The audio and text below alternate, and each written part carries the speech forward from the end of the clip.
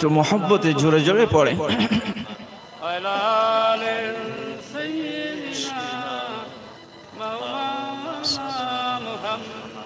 মায়ামিনার কোলে দোলে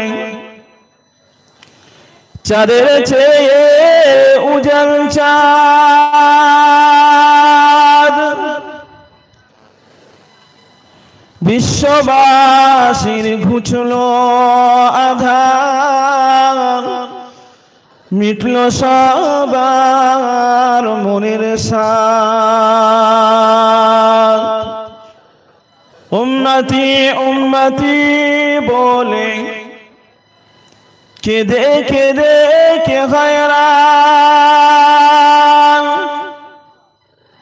তিনি মোদের প্যারা হাবিব দরুদ পড়ি মুসলমান আল্লাহুম্মা সাল্লি আলা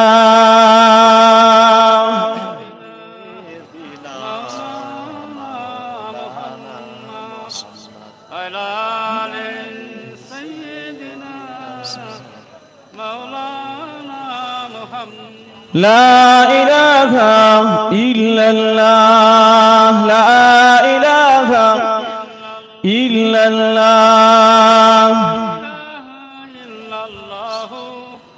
محمد رسول الله মহামূল্য সুসময় ওয়াকারণে কেন যায় মহামূল্য সুসময় ওয়াকারণে কেন যায় পড় পড় সর্বদা লা ইলাহা ইল্লাল্লাহ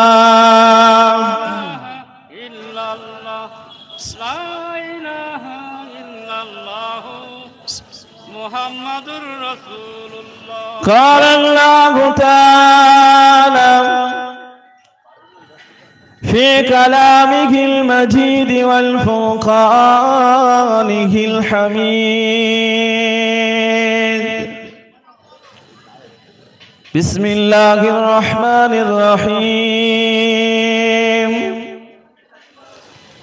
يا أيها الذين آمنوا اتقوا الله وكونوا مع الصادقين قال رسول الله صلى الله عليه وسلم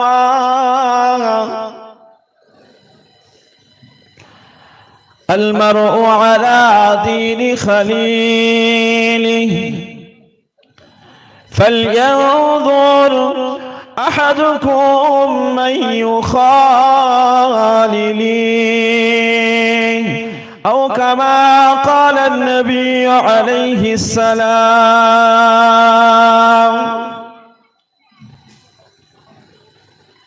معزز مكرم علماء کرام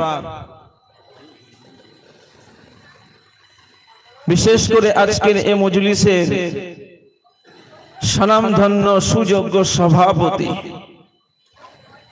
মসজিদের সুযোগ্য ইমাম এবং মুয়াজ্জিন সাহেব সম্মুখে উপস্থিত বিভিন্ন স্তরের সামিঈন এজান পর্দার অন্তরালে অবস্থিতা আম্মা জান এবং বুবু জানেরা আল্লাহ পাকের শুকরিয়া যে আল্লাহ পাক রব্বুল আলামিন আমাদিগকে আজকে এই রকম একটা দিন যেদিন চারিদিকে সব গানের আওয়াজ চারিদিকে সব মদ পানের আওয়াজ চারিদিকে সব নোংরা আবর্জনার চতুর্দিকে ছেড়ে গিয়েছে সেই দিনেতে এই রকম একটা মাহফিলে আসবার মতো এবং বসবার মতো, কিছু বলার মতো এবং কিছু শোনার মতো ব্যবস্থা করে দিয়েছেন। সেই মহান রব্বুল আলামিনের দরবারে একটু শুকরিয়া আদায় করি, সকলেই প্রাণ উজাড় করে বলি আলহামদুলিল্লাহ। একটু জোরে সোরে বলবেন না আলহামদুলিল্লাহ। সরকারে কায়নাত হাবিবে প্যারা নবী মুহাম্মদুর রাসূলুল্লাহ সাল্লাল্লাহু আলাইহি ওয়াসাল্লাম হুজুরের প্রতি অসংখ্য দরুদ ও সালাম, সকলে বলি সাল্লাল্লাহু আলাইহি ওয়াসাল্লাম। সন্ধ্যা থেকে নিয়ে আপনারা এই পর্যন্ত অনেক গুরুত্বপূর্ণ আলোচনা শুনেছেন। কি শুনেছেন আমি জানি না, তবে কোরআন শরীফের ছোট্ট একটা আয়াত পড়েছি, এরই উপরে কিছু বলার চেষ্টা করব, বাকি আপনাদের দোয়া আল্লাহ পাকের মোবারক মর্জি। আল্লাহ পাক কোরআন শরীফের ভিতরে বলেন, ইয়া আইয়ুহাল্লাযীনা আমানু ইত্তাকুল্লাহ। আল্লাহ ঈমানদারদের বলেছেন। আমানু মানে হলো ঈমানদার, যারা আল্লাহকে বিশ্বাস করে, নবী মুহাম্মদুর রাসূলুল্লাহ সেই সঙ্গে অন্যান্য যত নবী এবং রাসূল এসেছেন তাদের উপরে বিশ্বাস রাখে, আল্লাহর আসমানি কিতাবের উপরে বিশ্বাস রাখে, এরা হলো ঈমানদার। ঈমানদার না ঈমানদার না? ঈমানদার। ঈমানদার নয়? একটু কথা বলে। ঈমানদার তো আল্লাহকে বিশ্বাস করি, আমরা নবীকে বিশ্বাস করি, কোরআনকে বিশ্বাস করি, একটু করি না করি না? করি। পৃথিবীর বুকে সকল মানুষ কি বিশ্বাস করে? করে না, সবাই বিশ্বাস করে না। তাই আল্লাহ এখানে আমানু শব্দ ব্যবহার করেছে, নাস শব্দ ব্যবহার করেনি। নাস মানে মানুষ। পৃথিবীতে যত মানুষ এসেছে সকলেই হলো নাস। তার ভিতর থেকে আল্লাহ ঈমানদারদেরকে বাছাই করেছে, বাছাই করে বললেন ইত্তাকুল্লাহ, তোমরা আল্লাহকে ভয় করো। কি বললেন?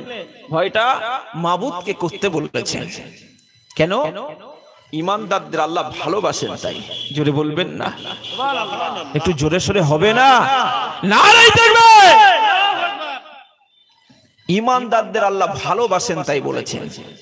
পরে আল্লাহ আরেকটা কথা বলেছেন, ওয়াকুনু মা'আস সাদিকিন, তোমরা সত্যবাদীদের অন্তর্ভুক্ত হয়ে যাও। জোরে বলবেন না? সুবহানাল্লাহ। সত্যবাদীদের সঙ্গী হয়ে যাও। মা মানে হলো সঙ্গী হওয়া, মা মানে সঙ্গী হওয়া। কেউ কোথাও যাচ্ছেন, এখান থেকে আপনার ইটিন্ডা মরে যাচ্ছেন, তার সঙ্গী হয়ে আরেকজন আপনার বন্ধু হোক যে হোক সঙ্গে যাচ্ছেন, এখানে এই সঙ্গী হিসাবে ব্যবহার হয় আরবি থেকে মা শব্দ ব্যবহার হয়। আল্লাহ বললেন ওয়াকুনু মা'আস সাদিকিন, বসবাস করছে। এই করছে না? করছে না? পৃথিবীতে আমি একা আসিনি, আপনারা কেউ একা আসেননি, অনেক মানুষ আছে। সকল মানুষ কিন্তু ভালো নয়। সকল মানুষ ভালো? হ্যাঁ, সকল মানুষ ভালো নয়। তাহলে সকল মানুষ যখন ভালো নয়, আমরা পৃথিবীতে এসেছি, কেউ একা চলতে পারি না। একা একা চলতে পারি? একা একা সংসার করতে পারি? হ্যাঁ, একা একা মসজিদে নামাজ পড়তে পারি? বাজার ঘাট একা একা যেতে পারি? সেখানে অনেক মানুষের সঙ্গে দেখা হয় না? হয় না? আমার জন্য একা তার পৃথিবী নয়। পৃথিবী আমাদের একার জন্য নয়, পৃথিবীতে অনেক মানুষ আছে। তাই আল্লাহ বললেন, পৃথিবীতে যখন একা চলা সম্ভব নয়, তাহলে সঙ্গী যিনি হবেন, সঙ্গী আমরা সাধারণ বাংলা ভাষায় বুঝি বন্ধু, সঙ্গী দোস্ত, সঙ্গী মহব্বতের ভালোবাসার মানুষ, ঠিক না ভুল? হ্যাঁ, তাই আল্লাহ বললেন যাকে তুমি সঙ্গী বানাবে ওয়াকুনু মা'আস সাদিকিন, সে যেন সত্যবাদী হয়। জোরে বলবেন না? সুবহানাল্লাহ।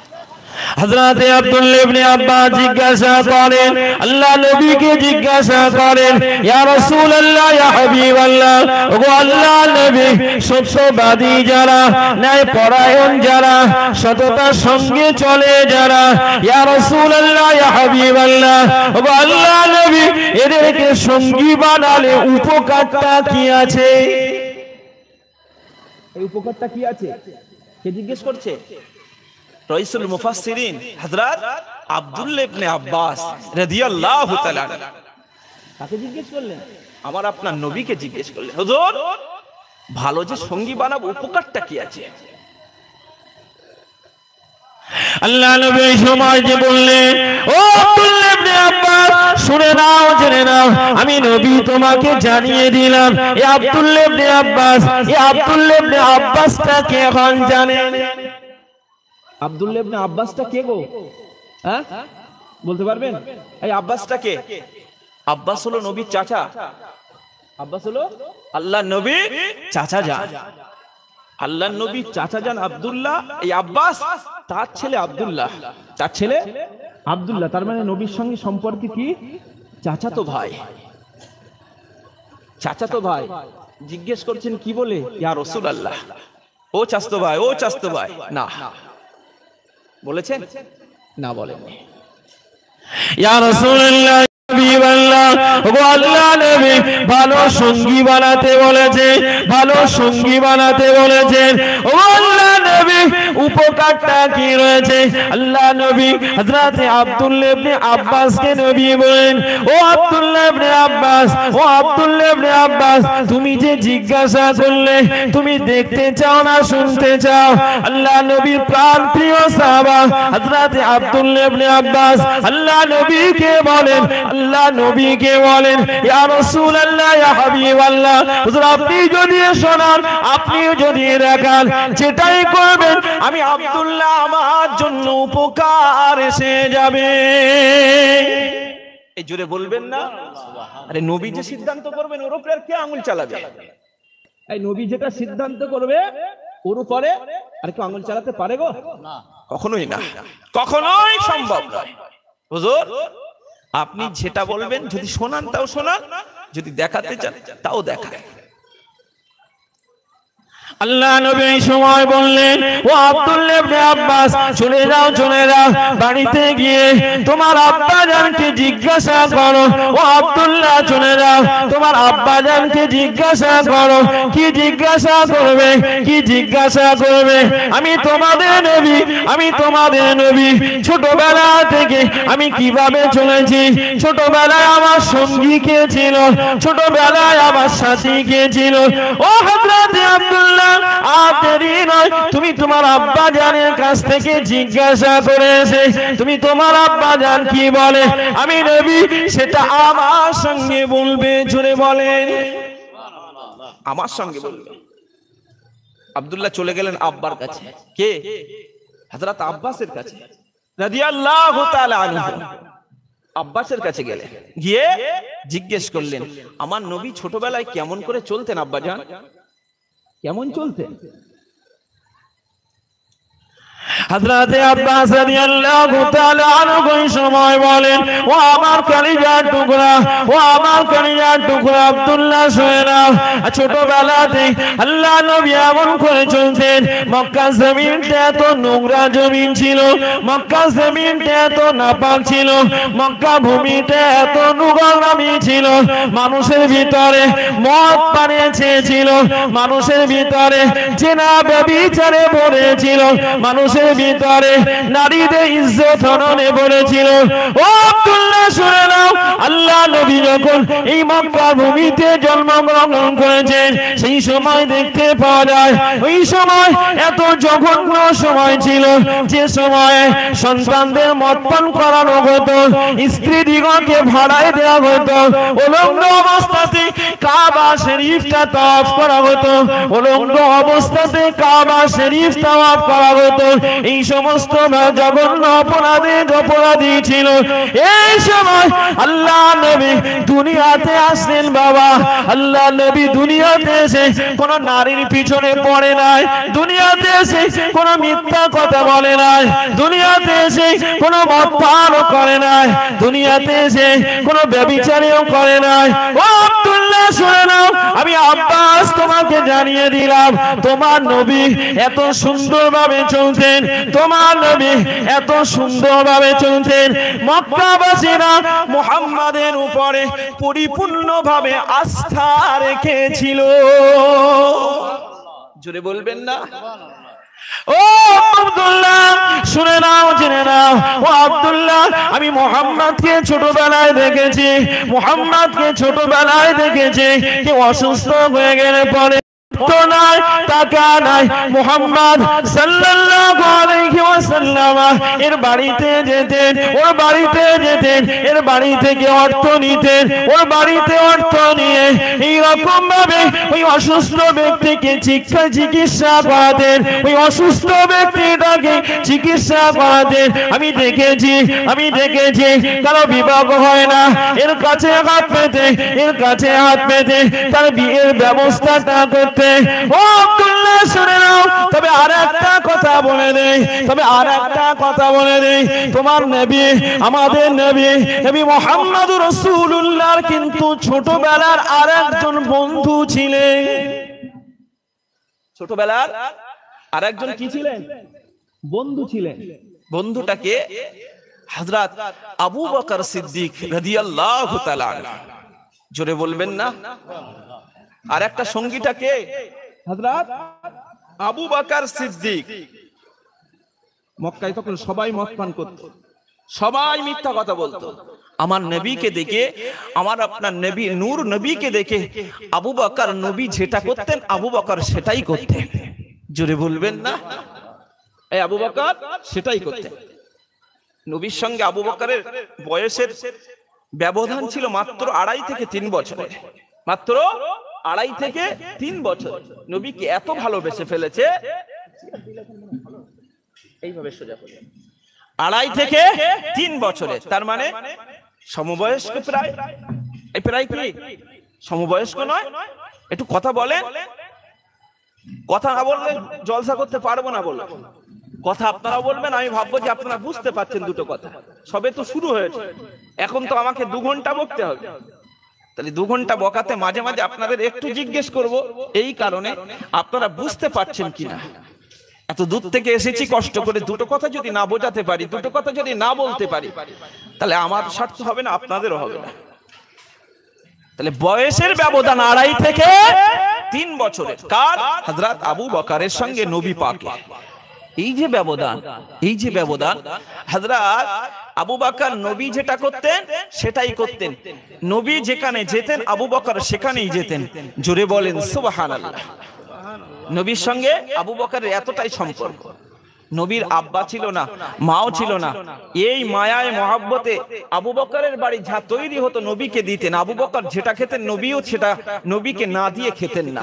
জোরে বলেন সুবহানাল্লাহ। এই কথা কে কাকে বলছে? হযরত আব্বাস ছেলে আব্দুল্লাহকে বলছে। বাবা, তোমার নবীর সঙ্গী ছিল, তাদের সম্পর্কটা এমন ছিল, নবী বয়সের বড় ছিল আবু বকরের থেকে 2.5 থেকে 3 বছরের। নবী যেটা করতেন আবু বকর সেটা করতেন। জীবনের সঙ্গী হিসাবে আবু বকর বেছে নিয়েছেন আমার আপনার নবীকে। জুড়ে বলবেন না? আমার আপনার নবীকে। সে কি খারাপ কাজ করতে পারে? জীবনে মূর্তি পূজা করেনি আবু বকর, জীবনে মদ পান করেনি আবু বকর, আবু বকরের জীবনে খারাপ কাজও করেনি। জোরে বলেন সুবহানাল্লাহ। আবু বকরের সম্পর্কটা নবীর সঙ্গে এত সুন্দর তৈরি হয়েছে। সেই আবু বকরকে দিয়ে আমার আপনার নবীকে দিয়ে উদাহরণ দিচ্ছেন আব্দুল্লাহর কাছে। কি দিলেন? উদাহরণ দিলেন।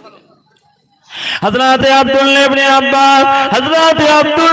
আব্বাস ওই সময় আব্বাজানের কাছ থেকে শুনলেন, আব্বাজানের কাছ থেকে শুনে সোজা আল্লাহ নবীর দরবারে চলে এলেন। হযরত আব্দুল্লাহ নবীর দরবারে এসে আল্লাহ নবীকে সালাম দিলেন, আসসালামু আলাইকা ইয়া রাসূলুল্লাহ ইয়া হাবিবাল্লাহ। ওগো আল্লাহ নবী, আপনার ব্যাপারে আব্বাজানের কাছ থেকে শুনলাম, আপনার ব্যাপারে আব্বাজানের কাছ থেকে শুনলাম। এবারে নবী জিজ্ঞেস করলেন, ও আব্দুল্লাহ, এবারে বলো না আবু জাহলের সঙ্গী যারা তারা কেমন? আবু জাহলের সঙ্গী যারা তারা কেমন? এটা কি শুনলে? সমস্ত কিছু শুনলাম ইয়া রাসূলুল্লাহ ইয়া হাবিবাল্লাহ। যে সময় ওরা খারাপ কাজে ব্যস্ত থাকতেন, আপনি আর আপনার সঙ্গী হযরত আবু বকর এই খারাপ কাজ থেকে বিরত থাকতেন। জুড়ে বলবেন না? বিরত থাকতেন।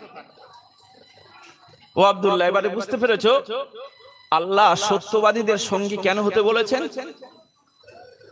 সঙ্গীটা সৎ নিতে আল্লাহ কেন বলেছে? ও আব্দুল্লাহ, বুঝতে পেরেছো? হযরত আব্দুল্লাহ ইবনে আব্বাস বলেন, ইয়া রাসূলুল্লাহ, এবারে বুঝে এসেছে সঙ্গীটা ভালো হলে পরে ভালো জায়গায় পৌঁছানো যায়। এই সঙ্গীটা ভালো হলে ভালো জায়গায় পৌঁছানো যায়, যায় না যায় না? একটু কথা বলে।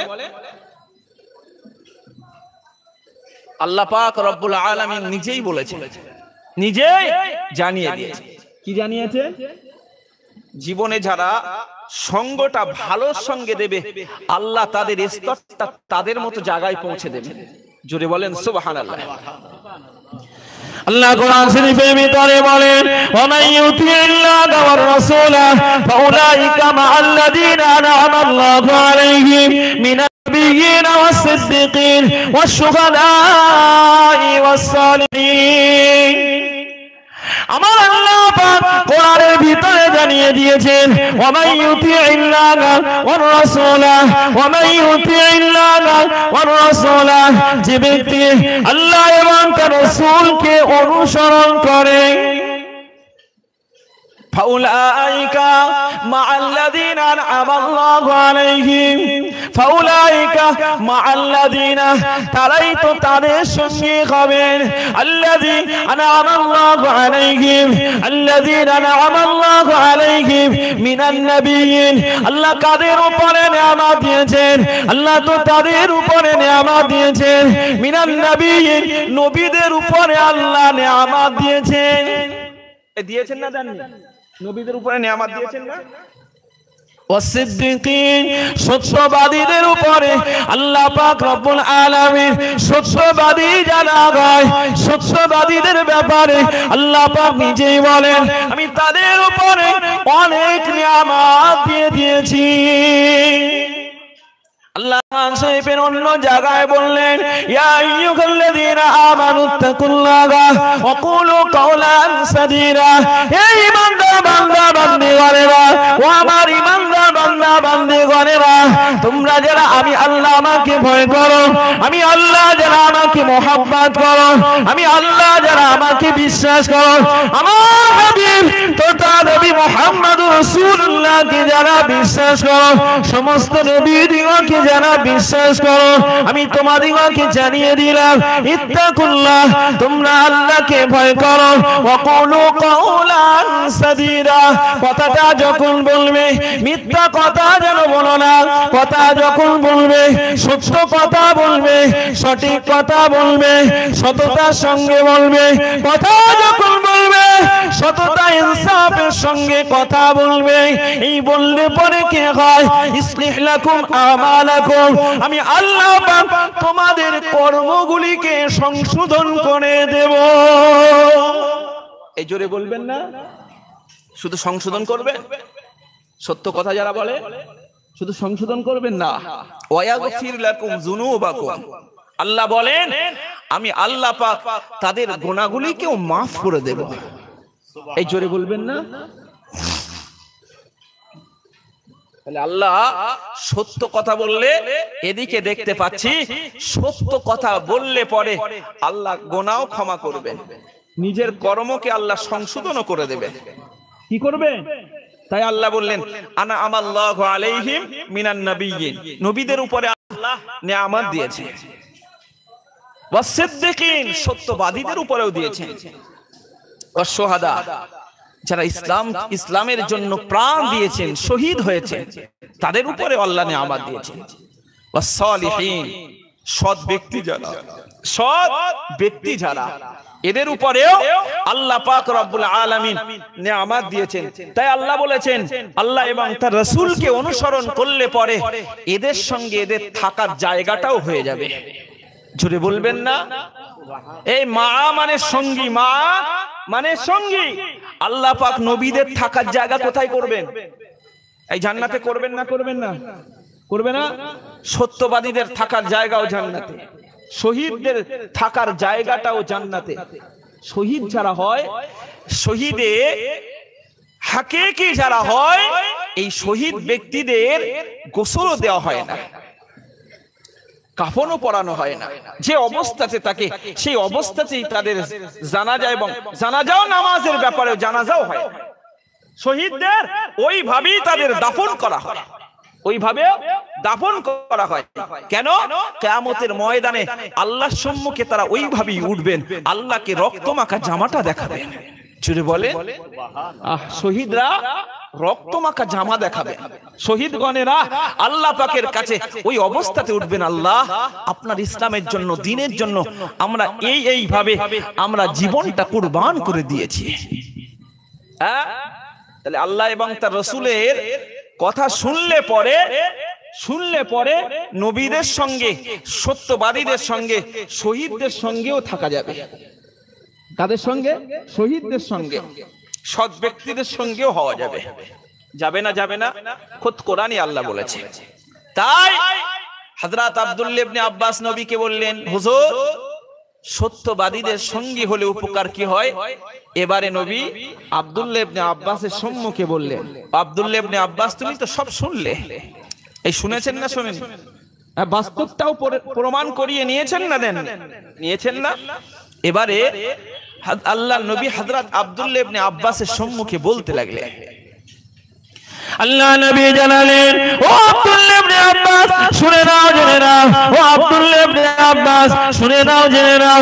আমি নবী তোমাদিগকে জানিয়ে দিলাম, আমি নবী আমার সমস্ত উম্মতকে জানিয়ে দিলাম, আল মারউ আলা দীনি খালিলি, প্রত্যেকটা মানুষ তার বন্ধু চরিত্রে আকৃষ্ট।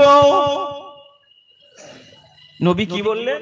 আজ থেকে 1400 বছর পূর্বে নবী বলে গেছেন, আল মারউ আলা দীনি খালিলি, প্রত্যেকটা মানুষ তার বন্ধুর চরিত্রে আকৃষ্ট। কি করে হয়? কি করে হয়? ছোট ছোট বাচ্চা থাকেন, দেখেন না, ছোট ছোট বাচ্চা এক জায়গায়, অনেক বাড়ির বাচ্চা খেলা করে না? করে না? একটু কথা বলে, করে না? এক জায়গায় খেলা করে। এখন আপনার বাড়ির বাচ্চা, জীবনে আপনি গাল শেখাননি, জীবনে বাজে ভাষা আপনি শেখাননি, শিখিয়েছেন কি আপনার সন্তানকে? আমার সন্তানকে আমরা শেখাইনি। জীবনে মারপিট করানো সেটাও শেখাইনি গো। কিন্তু আমার বাচ্চাটা গালটা শিখলো কোথায়? বাজে কথা মুখে বলাটা শিখলো কোথায়? মারপিট করাটা শিখলো কোথায়? বিভিন্ন বাড়ির বাচ্চারা, বিভিন্ন বাড়ির সন্তানেরা যখন দেখতে পাওয়া যায় একই জায়গায় খেলাধুলা করে, একই জায়গায় ওঠা বসা করে, একই জায়গায় তারা থাকতে থাকে, ওই সময় দেখা যায় একটা বাচ্চা আরেকটা বাচ্চাকে গালি দিলে পরে আমার বাচ্চাটা, আপনার বাচ্চাটা ওই জায়গায় থেকে শিখে যায়। যায় না? যায় না? একটু কথা বলে। আমার বাচ্চাটা গাল দিল না, আমার বাচ্চাটা গাল দিল না। পাশে দুটো বাচ্চা রয়েছে, পাশের বাড়ির, সব এক জায়গায় খেলা করছে, দুটোরা ঝগড়া করতে করতে করতে করতে তারা গালি দিচ্ছে, আমার বাচ্চাটা দাঁড়িয়ে দাঁড়িয়ে দেখছে। ও সঙ্গী হলো কার? খেলার সঙ্গী।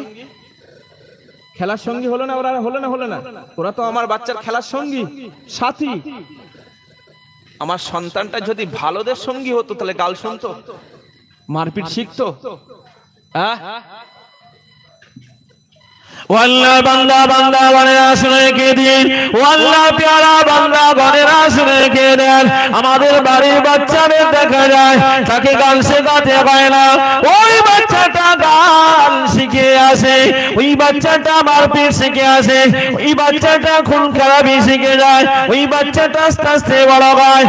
একদিনে জেনে রাখবেন, আমার বাচ্চাটা যখন বড় হয়, ওই বাচ্চাটা বড় হওয়ার পরে ওই বাচ্চাটা আমি নিজে কখনো বিড়ি খাওয়ানো শেখাইনি, ওই বাচ্চাটাকে কখনো আমি সিগারেট খাওয়ানো শেখাই নাই, আমার বাচ্চাটাকে কখনো ধূমপান করানো শেখাই নাই, আমার বাচ্চাটাকে আমি কখনো মদ পান করানো শেখাই নাই, আমার বাচ্চাটাকে আমি কখনো গাঁজা খাওয়ানো শেখাই নাই।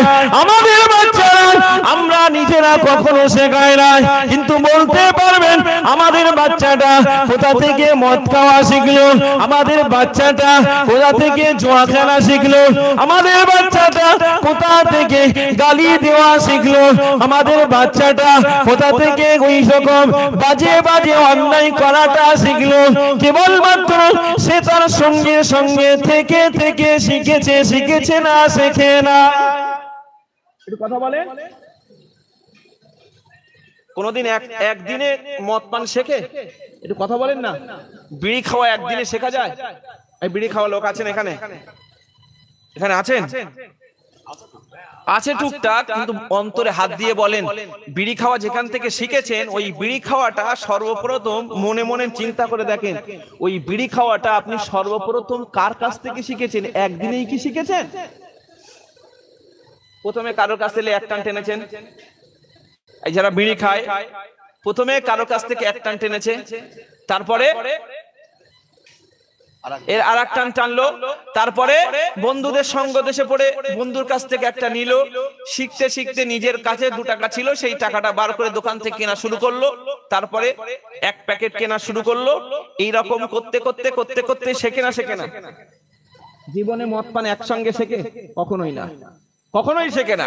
ও শিখলো কখন? শিখলো তো তখনই যখনই তার বন্ধু বান্ধবদের সঙ্গে পড়ে পড়ে পড়ে পড়ে ও আস্তে আস্তে আস্তে আস্তে একদিন মদ খায়নি, ও মদ খাওয়াটা দেখেছে, 2 দিন খায়নি দেখেছে, 3 দিনের মাথায় একটু চেকেছে, 4র্থ 5ম দিন থেকে শুরু করে দিয়েছে। ও শিখলো কোথা থেকে? ও সঙ্গীতের সঙ্গেই তো। একটু কথা বলে।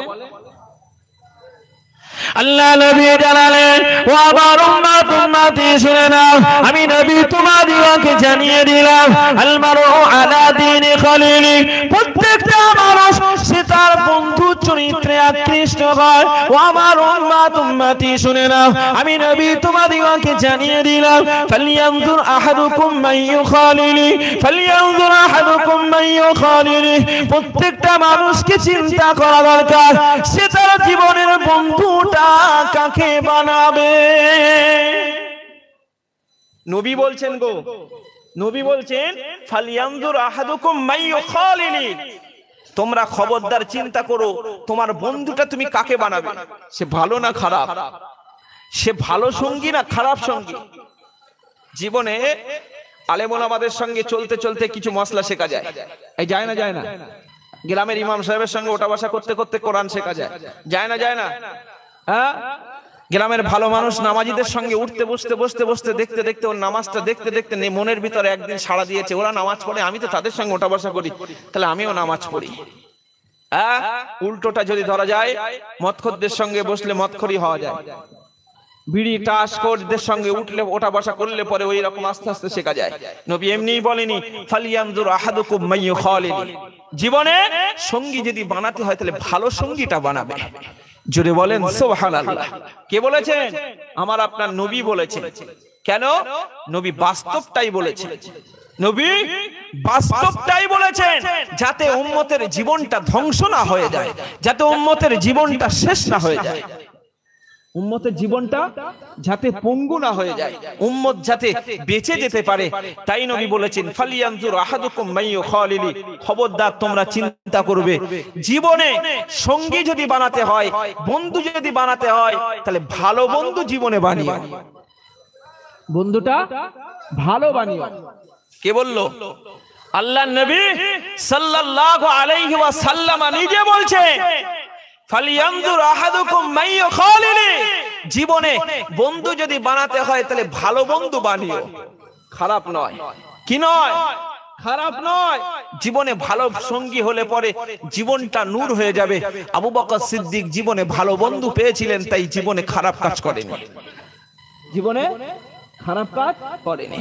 তার বাস্তব দৃষ্টান্ত আল্লাহর নবী সাল্লাল্লাহু আলাইহি ওয়াসাল্লামের প্রাণ প্রিয় সাহাবী হযরত আবু দারদা রাদিয়াল্লাহু তাআলা আনহু, হযরত আব্দুল্লাহ ইবনে রাওয়াহা, হযরত আব্দুল্লাহ ইবনে রাওয়াহা আর হযরত আবু দারদা এত বন্ধু ছিলেন, এত ভালোবাসা ছিল উভয়ের ভিতরে।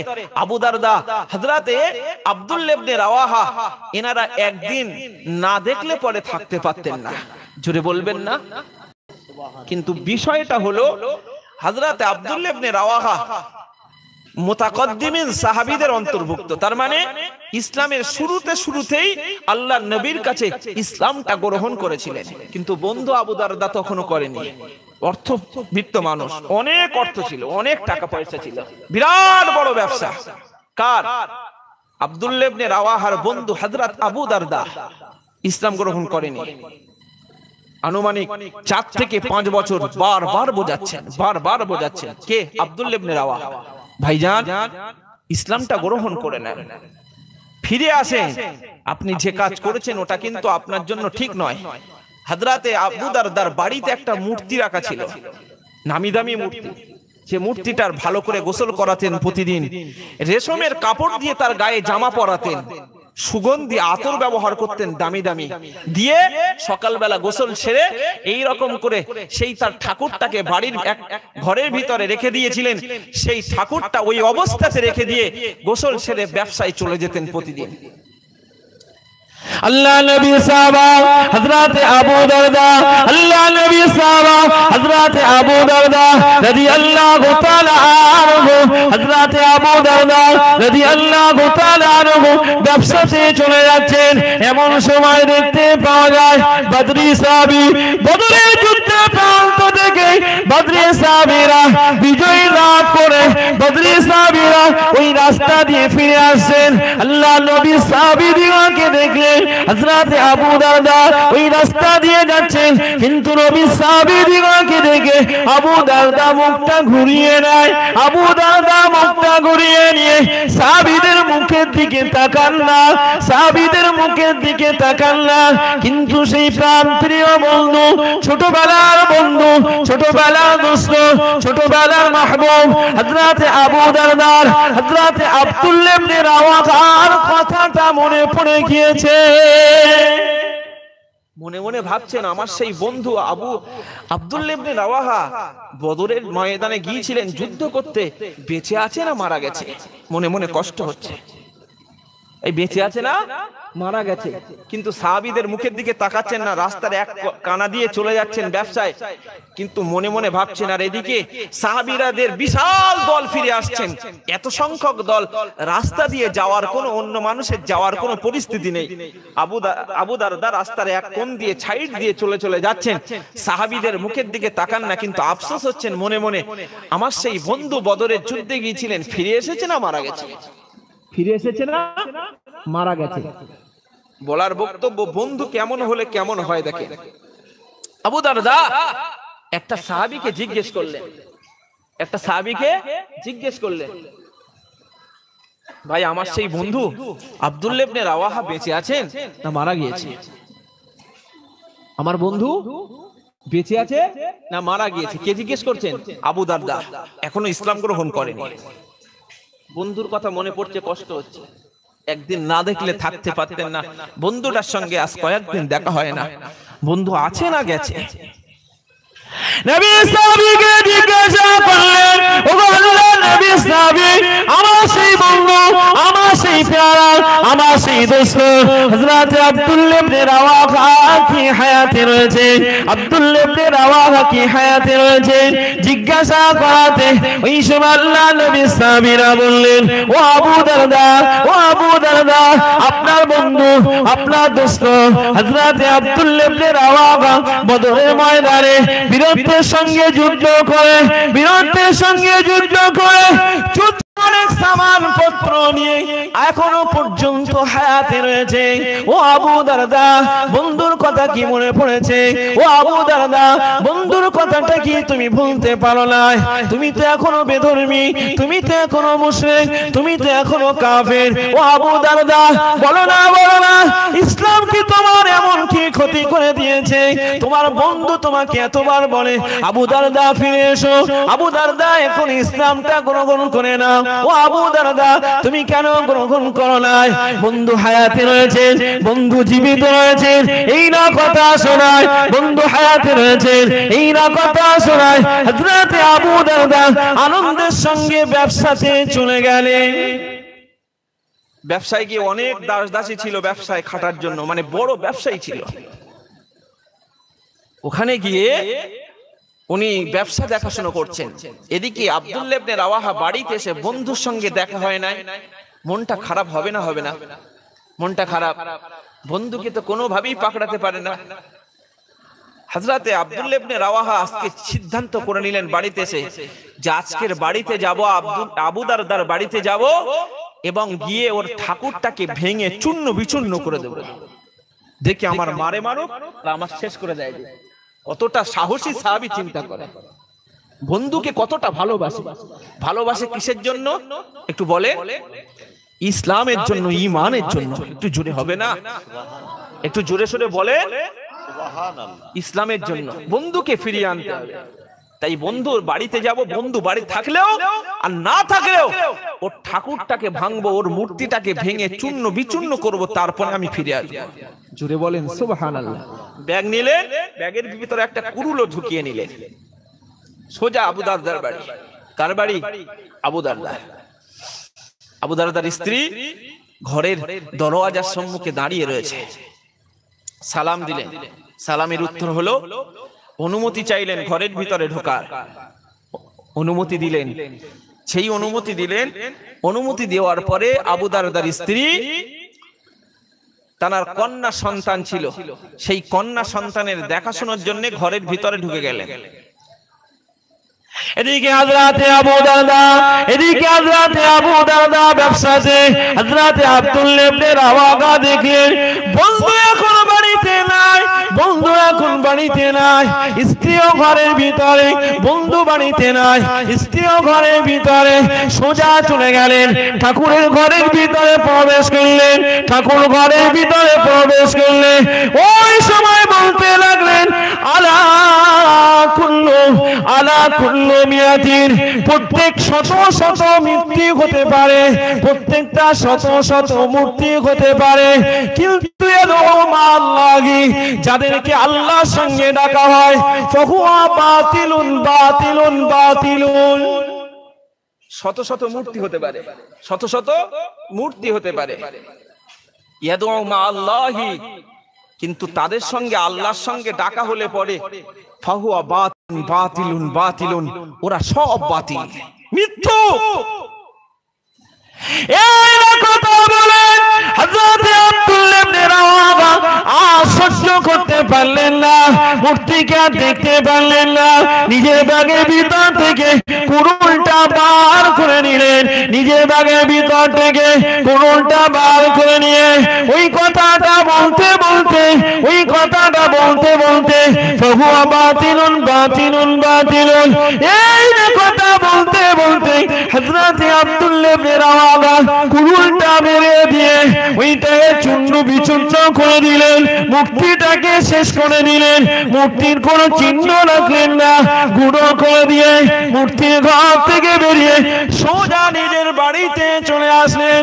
এদিকে হযরতে আব্দুল্লাহ ইবনে রাওয়াহা বাড়িতে আসার পরেতে স্ত্রী আবু দারদার স্ত্রী বাড়ি থেকে বার হয়ে ঠাকুর ঘরের দিকে তাকালেন, দেখতে পেলেন ঠাকুর ঘরে তাদের সেই মূর্তিটা ভেঙে চূর্ণ বিচূর্ণ করে দিয়েছে।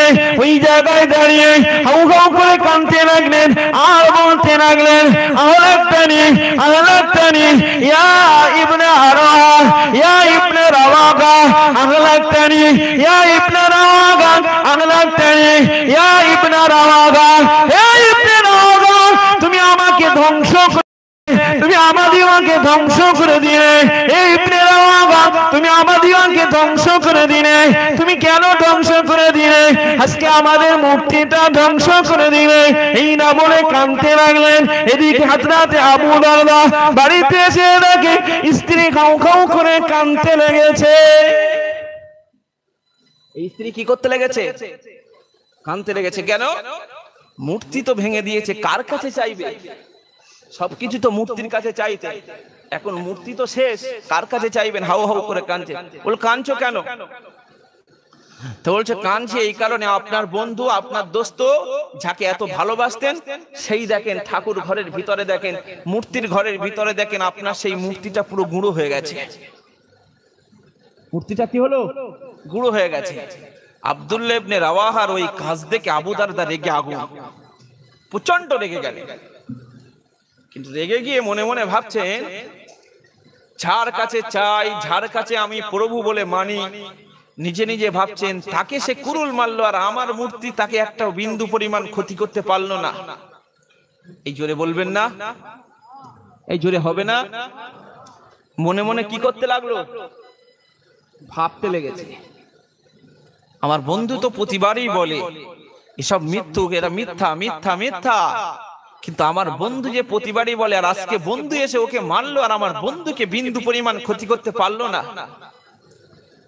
মনে মনে ভাবতে ভাবতে ভাবছেন বন্ধুর কাছেই যাই। আজকের আমি ভেবেই নিলাম, এ যখন কাউকে ক্ষতি করতে পারে না, ও নিজে খেতে পারে না, নিজে চলতে পারে না, ওর গোসলও আমি করিয়ে দেই, ওর কাপড়টাও আমি পরিয়ে দেই, তাহলে ওর কাছে সবকিছু আমার করিয়ে দিতে হয়, আর আমার বন্ধু তাকে ক্ষতি করেছে, তার বিন্দু পরিমাণ ক্ষতি করতে পারলো না, তার মানে এর দ্বারাই কোনো কাজ হবে না। এই হবে? হ্যাঁ হবে? হয়? হবে কি করে? কেন? নিজে নিজে ভাবতে লেগেছেন, আল্লাহ পাকের রহমত হয়ে গেছে, দয়া হয়ে গেছে। জুড়ে বলে সোজা স্ত্রীকে নিয়ে আল্লাহ নবীর দরবারে যাওয়ার আগে হযরত আব্দুল্লাহ ইবনে রাওয়াহা বাড়িতে চলে গেলেন। আব্দুল্লাহ ইবনে রাওয়াহা বাড়িতে চলে গেলেন। আব্দুল্লাহ ইবনে রাওয়াহা বাড়িতে গিয়ে সালাম দিলেন, আসসালামু আলাইকা ইয়া সাদিকি, আসসালামু আলাইকা ইয়া হাবিবি, আসসালামু আলাইকা ইয়া সাদিকি। হে আমার বন্ধু, হে আমার দোস্ত, হে আমার বন্ধু, আপনি যে কাজটা করলেন আমার মনে মনে মনে মনে হলো, আপনি যে কাজটা করলেন আমার মনে মনে হলো, এই কাজটা আপনি যে করেছেন আপনার ক্ষতি হওয়ার দরকার ছিল। আপনার কি ক্ষতি হয়েছে এবারে আমাকে একটু জানান, আপনার কি কোনো ক্ষতি হয়েছে? হযরত আব্দুল্লাহ ইবনে রাওয়াহা বললেন, ও আমার বন্ধু, ও আমার দোস্ত, আয় আমার হাবিব, আয় আমার দোস্ত, আয় আমার পেয়ারা, ওগো আমার বন্ধু আবু দারদা, ওগো আমার বন্ধু আবু দারদা গো, ইতিপূর্বে তোমাকে বলেছিলাম, ইতিপূর্বে তোমাকে বলেছিলাম, ওই যে ঠাকুরটা তোমাকে উপকার করতে পারে না, তোমাকে ক্ষতি করতেও পারে না, সে তোমাকে রুজি দিতেও পারে না, সে তোমাকে কিছুই দিতে পারে না, তুমি তোমাকে ওকে গোসলটা করিয়ে দাও, তুমি ওকে রেশমি কাপড় পরাও। হে আবু দারদা, আমি নিজে তাকে ক্ষতি করলাম, আমি নিজে তাকে গুঁড়ো করে দিলাম, আমি নিজে তাকে ধুলার সঙ্গে মিশিয়ে দিলাম, হে আবু দারদা, কিন্তু আমার তো বিন্দু পরিমাণ ক্ষতি করতে পারে না। ওই সময় হযরত আবু দারদা বলে উঠলেন, বলল, বাড়ি থেকে ওটাই চিন্তা করলাম, বাড়ি থেকে ওটাই চিন্তা করলাম। ও আবু দারদা, কি চিন্তা করলে বড় না দেখে? হযরত আবু দারদা বললেন, বন্ধুরে আমার, দোস্তরে আমার, পেয়ারে আমার, ও আমার বন্ধু আব্দুল্লাহ ইবনে রাওয়াহা, বাড়িতে ওটাই চিন্তা করলাম যে যাকে ক্ষতি করতে পারে না, যে কাউকে উপকার করতে পারে না, সে তাকে মেরে দিল, সে তাকে ধুলার সঙ্গে মিশিয়ে দিল। হে আব্দুল্লাহ ইবনে রাওয়াহা, বিন্দু পরিমাণ যখন তোমার কিছু করতে পারে না, আমি আজ থেকে চলো চলো আল্লাহ নবীর কাছে ইসলামটা গ্রহণ করে নি। জোরে বলবেন না কেন? ইসলামটা গ্রহণ করবে এই কারণে, ও যখন কিছু করতে পারে না, তুমি যখন এতদিন আমার জন্য উজাড় করে দিলে, সময়টা আমার আফসোস হচ্ছে, এতটা বছর আমার পিছন থেকে কেটে গেল, আমি ইসলামের ভিতরে আসতে পারিনি, তাই আমার আফসোস হচ্ছে। জোরে বলবেন না? তাহলে বন্ধু যদি সৎ হয়, বন্ধু যদি নেক হয়, বন্ধু যদি ভালো হয়, উপকার হয় না হয় না? একটু কথা বলে হবে না? প্রমাণ হলো। জীবনে বন্ধু তৈরি করতে গেলে, জীবনে সৎ চরিত্রের মানুষ হতে গেলে, বন্ধুটা যেটাকে নেব সেই বন্ধুটাই ভালো করা দরকার।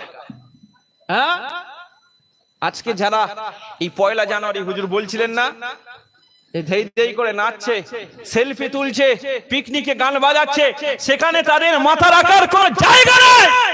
এরা কারা? খবর নেন, চলে যান, এদের খবর নেন, দেখেন এদের প্রত্যেকটার অবস্থায় এদের বন্ধু একটাও ভালো না, যান, এদের একটাও বন্ধু ভালো না। কোরআন শরীফে খোদা আল্লাহই বলেছেন, ইয়া আইয়ুহাল্লাযীনা আমানু লা তাত্তাখিযুল ইয়াহুদা ওয়ান নাসারা আউলিয়া মিন দুনিল মুমিনিন, তোমরা ইহুদি এবং নাসারাদিগকে বন্ধু রূপে গ্রহণ করো না। এই 1 জানুয়ারি কাদের তৈরি জানেন? খ্রিস্টানদের তৈরি করা। জুলিয়াস সিজার ওই ব্যক্তি তৈরি করেছিলেন, পাক্কা খ্রিস্টান। ইহুদি এবং নাসারা মুসলমানদের দুশমন না দুশমন নয়? এই শরিয়াতের দুশমন না দুশমন নয়? কোরআনের দুশমন না দুশমন নয়? মাবুদের দুশমন না দুশমন নয়? খোদ নবীদের দুশমন না দুশমন নয়? কথা বলে ইহুদি নাসারারা বহু পরিমাণ নবীদিগকে শহীদ করে দিয়েছে। নবীদের শহীদ করতে তাদের বুকটা কাঁপে না, নবীদের শহীদ করতে বুকটা কাঁপে না। ইহুদি নাসারারা নবীদিগকে হত্যা করেছে, নবীদিগকে শহীদ করে দিয়েছে। এই ইহুদি খ্রিস্টানদের তৈরি হলো 1 জানুয়ারি। করছে কারা? আমাদের মুসলমান ঘরের ছেলেরা। আজ কেন বলতে হবে? আজ কেন বলতে হবে? যে সমস্ত গার্জিয়ানদের সন্তানেরা গেছে, এই সমস্ত গার্জিয়ানরা ওদের বন্ধু ভালো রূপে বানিয়ে দিতে পারেন তাই ওরা জানে না, ওদের বন্ধু ভালো রূপে তৈরি করা হয়নি তাই। নবী আমার জানিয়েছেন, ও আমার উম্মত উম্মতি শুনে নাও, আমি নবী তোমাদেরকে জানিয়ে দিলাম, মান তাসাব্বাগা বিকওমিন ফাহুয়া মিনহুম। যারা আমার সঙ্গে চলতে চাবে, যারা আমার সঙ্গে আমার দ্বীনের ভিতরে থাকবে, খবরদার অন্য জাতির সাদৃশ্য যেন গ্রহণ না করে।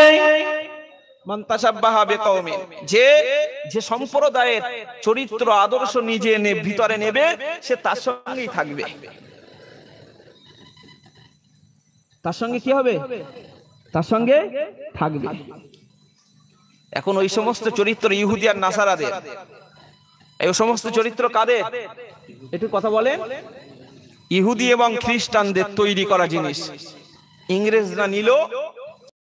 ইংরেজরা নিল ইহুদি এবং খ্রিস্টানদের থেকে, আর ইংরেজদের থেকে নিল আমাদের ঘরের সন্তানেরা। আর ইংরেজরা খোদ দেশদ্রোহী, ওরা দেশকে শেষ করে গেছে। আজকের বড় বড় সমাজের লিডাররা 1 জানুয়ারি পালন করছে, অথচ ইংরেজদের শেষ করা জিনিস ওরা ইহুদিদেরকে নিয়ে চারিদের ঘরে ঢুকিয়েছে। আমার কথা বুঝতে পারছেন? নিল, এদেরকে ঢুকিয়ে দিল। তাহলে বলেন, আজকে ইহুদি এবং নাসারাদের যদি চরিত্র আমাদের ঘরের সন্তানদের ভিতরে হয়, আমি মনে করি যারা 1 জানুয়ারি পালন করছে, এদের জন্মটা যদি এদের হতো সঠিকভাবে, তাহলে জন্মের সময়ে এদের কানে আজান না দেওয়াই উত্তম। কেন? তুই অন্য ধর্মের সাদৃশ্য গ্রহণ করেছিস, সেই ধর্মের কি হচ্ছে তাই দেখ। জন্মের সময় তোর আজান দেওয়া যাবে না। বুঝতে পারেননি? তোর বিয়ে হবে তো একদিন, তাহলে বিয়ে যখন হবে সেই বিয়েটা সেই ধর্মের অনুযায়ী করিস। আমার কথা বুঝতে পারছেন? সেই ধর্মের হওয়া উচিত তো নাকি? তুমি সবটা লেখছো, তাহলে ইসলামের বিয়েটা নেবে কেন? বিয়েটা সেই ধর্মের হোক। যারা খ্রিস্টান এবং ইহুদি ধর্মের ভিতরে, খ্রিস্টান এবং ইহুদি ধর্মের চরিত্রটা ভিতরে নিয়ে নেয়, এদের মৃত্যুর সময়টা এবং এদের মৃত্যুটা মনে পড়ে, শেষ কার্যটা আমি মনে করি, শেষ কার্যটা আমি মনে করি সেই ধর্মের হওয়া উচিত, সেই ধর্মেরই হওয়া উচিত। কেন? ওটা যখন নিলি তাহলে মৃত্যুটাও নে, মৃত্যুর সময় তোকে জানাজা পড়া হবে না। তো জানাজা পড়ে লাভটা কি গো? তুই যখন ওটাও নিয়েছিস, তাহলে জানাজা পড়াটা তোর জন্য পড়বো কি জন্য? ওই ধর্মের যা আছে সেটাই নিয়ে কবরে যা, সেটাই নিয়ে কবরে যাওয়া উচিত। আমার কথা রাগ হচ্ছে আপনাদের? এই রাগ হচ্ছে?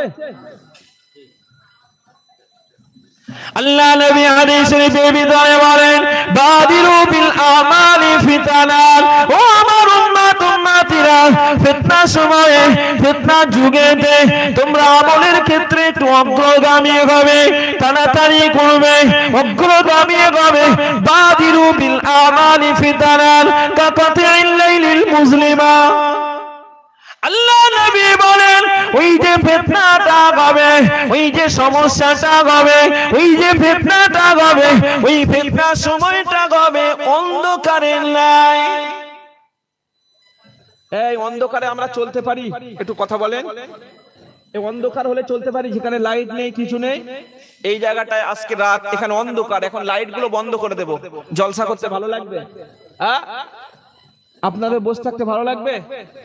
তাহলে অন্ধকার জায়গাটা কি চলতে পারতে, চলাফেরা করতেও কষ্ট, সেই জায়গাতে সমস্ত কিছু করতে কষ্ট না? কষ্ট না? নবী বলেছেন কাকাতিল লাইলিল মুসলিমা, অন্ধকার, অন্ধকারের ন্যায় হবে ফিতনাটা।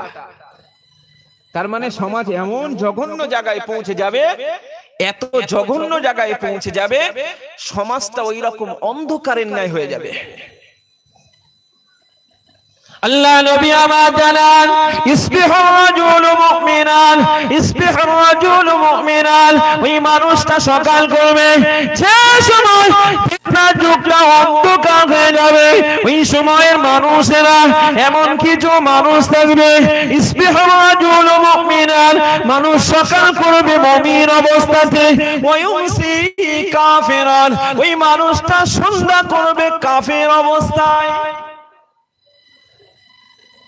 ওয়ায়ুমসি মুমিনান, আল্লাহ নবী জানান ওই ব্যক্তিটা যদি সন্ধ্যা করে মুমিন অবস্থায়, ওয়ায়ুসবিহু কাফিরান, কাফের অবস্থাতে সে সকাল করবে, কাফের অবস্থাতে সকাল করবে, ইয়াবিউ দীনাহু বিআরদিন মিনাদ দুনিয়া, দুনিয়াটা তার কাছে, দুনিয়াটা তার কাছে, ইসলামটা তার কাছে, ধর্মটা তার কাছে, ইয়াবিউ দীনাহু বিআরদিন মিনাদ দুনিয়া, দুনিয়ার পার্থিব সম্পদের বিনিময় নিজের ধর্মটাও শেষ করে দেবে। নিজের ধর্মটা দুনিয়ার স্বার্থে অন্যের কাছে শেষ করে দেবে। এই 1 জানুয়ারি যারা পালন করছে নিজের ধর্ম, নিজের দিনটা তাদের কাছে শেষ করছে না করছে না? একটু কথা বলে, এই করছে না? নবী বলেছেন ইয়াবিউ দীনাহু বিআরদিন মিনাদ দুনিয়া, দুনিয়ার পার্থিব এই সামান্য সম্পদের বিনিময়ে তাদের কাছে শেষ করে দেবে। দিবে না দেবে? দিচ্ছে না দেয় না? এরা দিতে লেগেছে, গান বাজনা চালিয়ে যাচ্ছে, মদও চালিয়ে যাচ্ছে। আল্লাহ নবী হাদিস শরীফের ভিতরে বলেছেন, ইন্নাল্লাহা তাআলা হারামান, ইন্নাল্লাহা হারামা আল্লাহ, ইন্নাল্লাহা তাআলা হারামান, আল্লাহ পাক রব্বুল আলামিন হারাম করে দিয়েছেন আল খামরা ওয়াল মাইসিরা ওয়াল মাআজিফ। নবী জানালেন, ও আমার উম্মত উম্মতি শুনে নাও, আমি নবী তোমাদেরকে জানিয়ে দিলাম আল্লাহ পাক রব্বুল আলামিন দয়াময় দয়াসাগর তিনটি জিনিসকে আল্লাহ পাক নিজে হারাম করে দিয়েছে। নাম্বার 1, আল্লাহ নবী বলেন আল খামর, মদটাকে আল্লাহ পাক হারাম করে দিয়েছেন। দ্বিতীয় নম্বরে বলেন ওয়াল মাইসিরা, জুয়াটাকে আল্লাহ পাক হারাম করে দিয়েছেন। ওয়াল মাআসিফ, ওয়াল মাআসিফ, আল্লাহ নবী তৃতীয় নম্বরে বলেন বাদ্যযন্ত্র তথা গান বাজনাটা খোদ আল্লাহ পাক হারাম করে দিয়েছে। যেখানে মদ হারাম করলো খোদ আল্লাহ, যেখানে জুয়াটাও খোদ আল্লাহ হারাম করলো, যেখানে মাজিফ তথা বাদ্যযন্ত্র গান বাজনাটাও হারাম করলো, হারামটা করলো কে? আল্লাহ করলো। খোদ নবী নিজে বলে গেলেন। আজকে যারা 1 জানুয়ারি করতে যে গান বাজালো, এরা কি শরিয়াতের পক্ষে থাকলো? একটু কথা বলেন, থাকলো? এরা শরিয়াতের পক্ষে থাকলো না গো। যারা মদ পান করলো এরা শরিয়াতের পক্ষে থাকলো না গো। আল্লাহ নবী আফসোস করে বলে, ও আমার উম্মত উম্মতি শুনে নাও, আমি নবী তোমাদেরকে জানিয়ে দিলাম লা ইয়াতি আন্না আলান নাসি জামানুন, লা ইয়াতি আন্না আলান নাসি জামানুন, আমার উম্মত উম্মতিদের ভিতরে, আমার উম্মত উম্মতিদের ভিতরে এমন একটা সময় আসবে, আমার উম্মত উম্মতিদের ভিতরে এমন একটা সময় আসবে ইস্তাহিল্লুনাল খামরা, ইস্তাহিল্লুনাল খামরা। আল্লাহ নবী জানালেন মদটাকে তারা হালাল ভেবে নেবে। মদটা কি ও জানবে হারাম, কিন্তু খেতে ছাড়বে না। তার মানে এই খেতে ছাড়বে না তার মানে কি? ও যাওয়াই হোক, দেখা যাবে। তার মানে ও নিজে হালাল করে নিল। বুঝতে পারেননি? নবী আবার বলেছেন ইস্তাহিল্লুনাল খামরা ওয়াল মাআজিফ ওয়াল কুবা, জুয়াটাও হালাল ভাববে এবং কুবা তথা বাদ্যযন্ত্রটাকেও হালাল ভাববে। গান বাজছে তাই কি হয়েছে? গান বাজছে তো কি হয়েছে? কোনো অসুবিধা নেই, গান বাজে বাজুক না, গান বাজে বাজুক না। গানও বাজাতে তাদের বিন্দু পরিমাণ কষ্ট হবে না। জোরে বলেন নাউজুবিল্লাহ। এই জোরে সোরে বলবেন না নাউজুবিল্লাহ। ইসলামের জন্য সাহাবীরা জিন্দেগি জীবন উজাড় করে দিল, সেই ইসলামটাকে অন্যের কাছে বিক্রি করে দিলাম, অন্যের কাছে বিক্রি করে দিলাম। আল্লাহ নবী জানালেন, ও আমার সাহাবীরা, আমি নবী তোমাদিগকে জানিয়ে দিলাম, আমি নবী তোমাদিগকে জানিয়ে দিলাম, বাদাল ইসলাম গরিবান ওয়া সায়াউদুহু কামা বাদা। ও আমার সাহাবীরা, শুনে নাও, জেনে নাও, আমি নবী তোমাদিগকে জানিয়ে দিলাম, বাদাল ইসলাম গরিবান, বাদাল ইসলাম গরিবান। ইসলামের শুরুটা গরিব অবস্থায়। এই ইসলামের যখন শুরু হয় তখন ইসলাম নিঃস্ব। তো গরিব মানে কি? একটু কথা বলেন, এই গরিব মানে কি? এই নিঃস্ব না? নিঃস্ব তো। ও পিছনের ভাইরা আপনারা বুঝতে পারছেন? হ্যাঁ, কষ্ট হচ্ছে, কষ্ট হচ্ছে, বন্ধ করে দেবো নাকি? নবী যে বললেন বাদা আল ইসলামু গরিবান, ইসলামের শুরুটা যখন ছিল নিঃস্ব গরিব অবস্থায় ছিল। এই ছিল না? ছিল না? তখন কে ছিল ইসলামের পাশে? কেউ ছিল? হ্যাঁ, ঘরের ভিতরে আম্মা জান হযরতে খাদিজা ছিলেন, ঘরের বাইরে হযরত আবু বকর ছিলেন, ঘরের বাইরে হযরতে আলী ছিলেন, ঘরের বাইরে হযরতে আব্দুল্লাহ ইবনে জুবায়ের ছিলেন, ঘরের বাইরে হযরতে সাঈদ ইবনে হারেসা ছিলেন। এমন করে ঘরের বাইরে এই রকম সাহাবায়ে কেরামেরা ছিলেন। কিন্তু তখন তো অল্প, তখন তো নিঃস্ব, ইসলাম তখন গরিব ছিল। এই ইসলামটাকে প্রতিষ্ঠিত করতে যে যত সাহাবীর জীবনটা চলে গেছে, ইসলামের জন্য নবীর জীবনটা কুরবান করে দিতে হয়েছে, আল্লাহ নবীর জীবনে রক্ত বার করতে হয়েছে, সাহাবীদের জীবনও দিতে হয়েছে। এ হয়েছে না হয় নাই? হ্যাঁ, ইসলামের শুরুতে এমন একটা সময় ছিল, কেউ যদি ইসলাম গ্রহণ করতো তার চারিদিক দিয়ে মক্কার কাফেরেরা আওয়াজ দিয়ে স্লোগান দিয়ে উঠতো, ধর ধর মার মার কাট কাট, ধর ধর মার মার কাট কাট, এই আওয়াজ ছিল। তাহলে সেই সময়টাই কত কঠিন সময় বলেন তো? এই কঠিন না সহজ ছিল? একটু কথা বলেন, কঠিন ছিল না? সেই সময় হযরতে আম্মার, হযরতে ইয়াসার, হযরত সুমাইয়া রাদিয়াল্লাহু তাআলা আনহুম, এনাদিগকে সেই ইসলামের শুরুতেই, ইসলামের শুরুর দিকে ধর ধর মার মার কাট কাট আওয়াজ, এনারা সপরিবারে ইসলাম গ্রহণ করেছেন। কেউ তো ইসলামের পাশে নেই, কে তাদের বাঁচাবে, কে তাদের ধরবে? ঘর থেকে টেনে বার করেছে হযরতে আম্মার রাদিয়াল্লাহু তাআলা আনহু, তার আব্বা হযরতে ইয়াসারকে, মা জননী হযরতে সুমাইয়াকে গাছে বেঁধেছে। কোথায় বাঁধলো? গাছে বেঁধেছে। এক এক করে 3টে গাছে বাঁধলো। ওই রাস্তা দিয়ে আল্লাহ নবী যেতে লেগেছে, সঙ্গে হযরতে উসমান রয়েছে, আল্লাহ নবী যেতে লেগেছেন, সঙ্গে হযরতে উসমান রয়েছেন। আল্লাহ নবীকে ডেকে হযরতে আম্মার, হযরতে ইয়াসার, হযরতে আম্মার, হযরতে ইয়াসার, হযরতে আম্মার, হযরতে ইয়াসার, হযরতে সুমাইয়া হাউ হাউ করে কাঁদতে লাগলেন, আসসালামু আলাইকা ইয়া রাসূলুল্লাহ, ইয়া হাবিবাল্লাহ। ও আল্লাহ নবী, আমরা সপরিবারে ইসলাম গ্রহণ করাতে, সপরিবারে ইসলাম গ্রহণ করাতে ঘর থেকে আমাদিগকে টেনে বার করে নিয়ে এসেছে, ঘর থেকে টেনে বার করে নিয়েছে।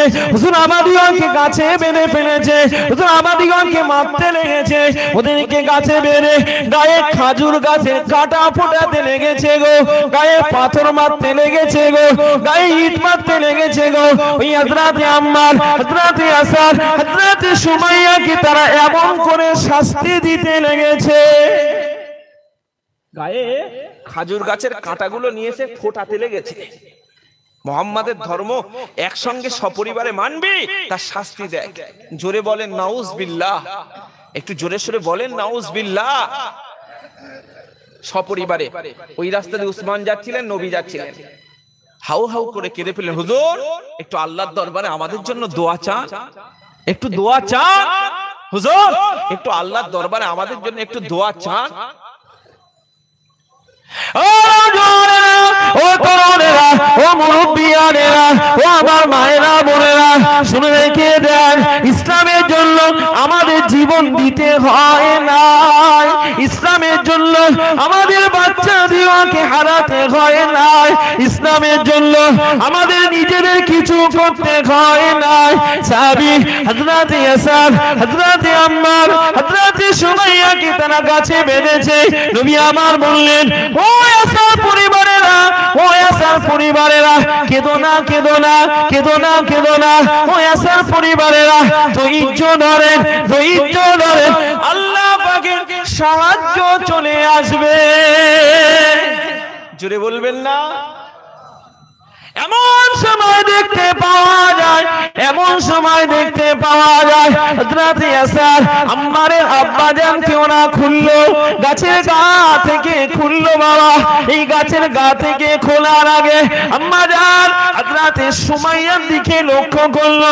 আম্মাজান হযরত সুমাইয়ার দিকে তারা তীর নিক্ষেপ করলো, বর্ষা নিক্ষেপ করে আম্মাজান হযরত সুমাইয়া রাদিয়াল্লাহু তাআলা আনহা গুপ্তাঙ্গে তারা আঘাত করে মাকে তারা শহীদ করে দিয়েছে।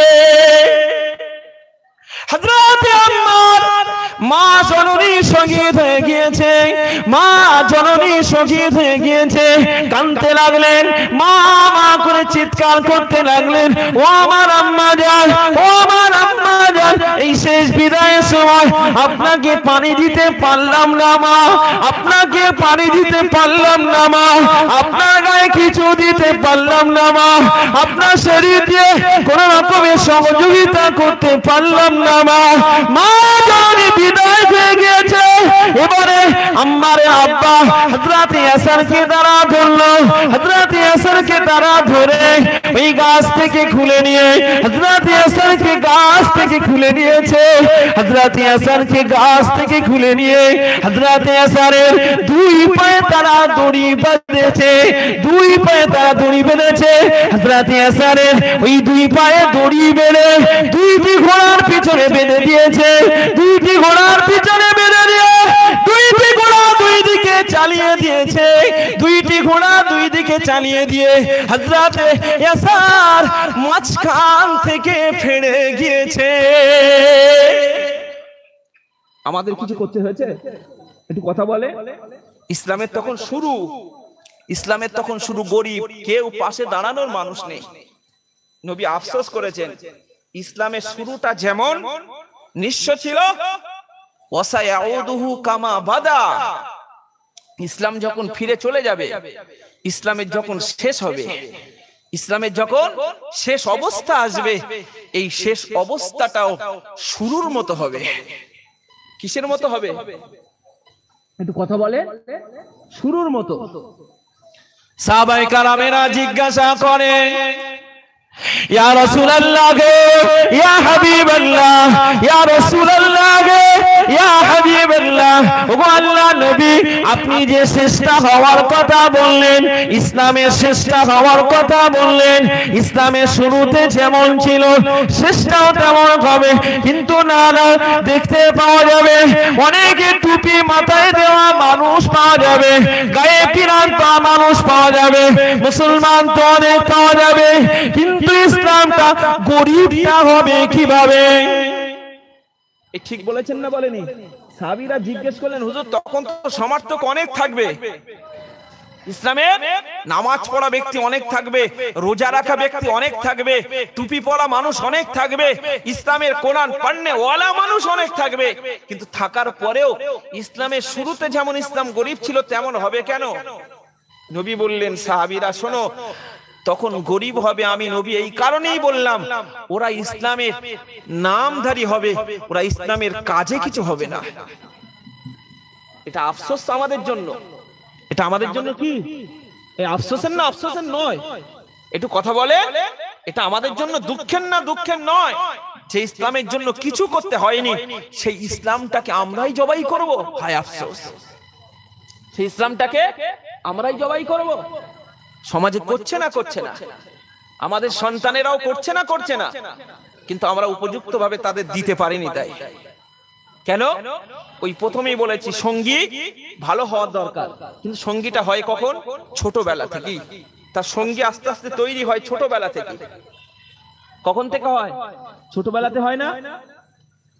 ছেলেটা জীবনে গালি শিখতো না, জীবনে গালি কি জানতো না, তাকে শেখানো হয়নি।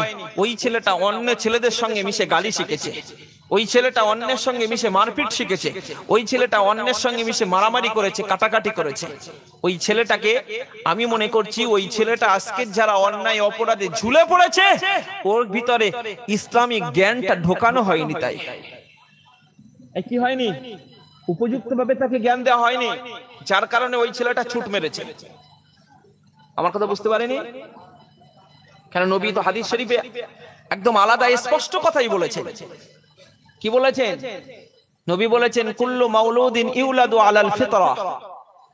নবী বলেছেন প্রত্যেকটা মানুষ, কুল্লু মাউলুদিন ইউলাদু আলাল ফিতরা, প্রত্যেকটা মানুষ জন্মগ্রহণ করে, প্রত্যেকটা সন্তান, শিশু সন্তান জন্মগ্রহণ করে ফিতরাতের উপরে তথা ইসলামের উপরে। কিসের উপরে? ইসলামের উপরে। তার মানে হিন্দুর ঘরে জন্ম নিক, খ্রিস্টানের ঘরে জন্ম নিক, বৌদ্ধর ঘরে জন্ম নিক, ইহুদিদের ঘরে জন্ম নিক, মাজুসিদের ঘরে জন্ম নিক, পৌত্তলিকদের ঘরে জন্ম নিক, তারা সব ফিতরাত তথা পবিত্র ইসলামের উপরেই জন্মগ্রহণ করে। কেন বলেছেন? কেন? নবী বলেছেন পরের অংশে ফাবাওয়াহু ইউহাব্বিদানিহি আও ইউনাসসিরানিহি আও ইউমাজ্জিসানিহি। ও আমার উম্মতি শুনে নাও, আমি নবী তোমাদেরকে জানিয়ে দিলাম ফাবাওয়াহু ইউহাব্বিদানিহি, ওই বাচ্চাটাতে জন্মগ্রহণ করেছে ওর আব্বা মা তাকে ইহুদি বানায়, আও ইউমাজ্জিসানিহি, ওর আব্বা মা তাকে মাজুসি বানায়, আও ইউনাসসিরানিহি, ওর আব্বা মা ওকে নাসারা তথা খ্রিস্টান বানায়। এই আব্বা মারাই ছেলেদের মানুষ করে না, করে না? একটু কথা বলে।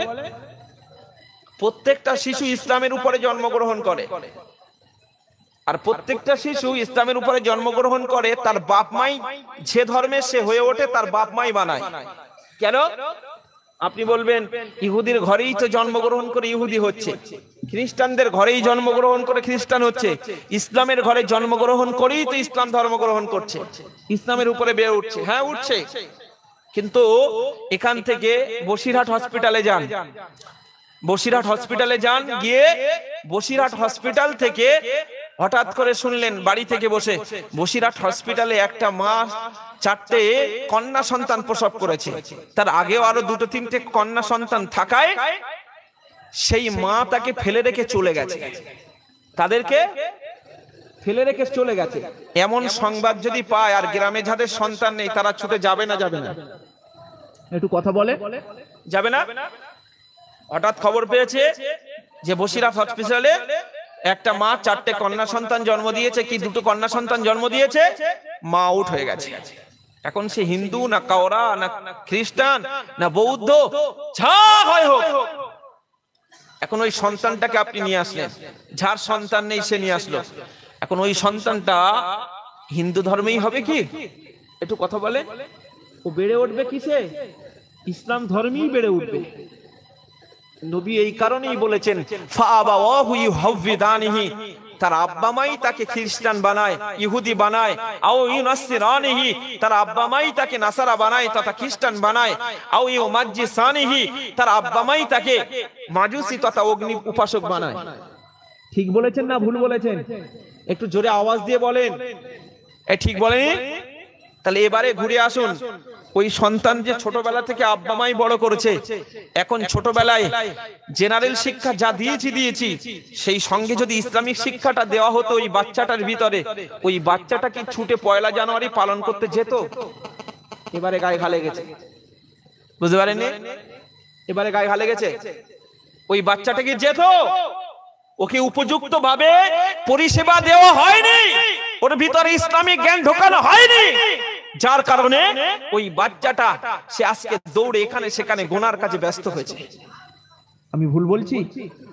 হ্যাঁ, বাচ্চা হলে পরে সেই বাচ্চার উপযুক্ত শিক্ষায় শিক্ষিত করা উচিত, হ্যাঁ, তাকে উপযুক্ত করা উচিত।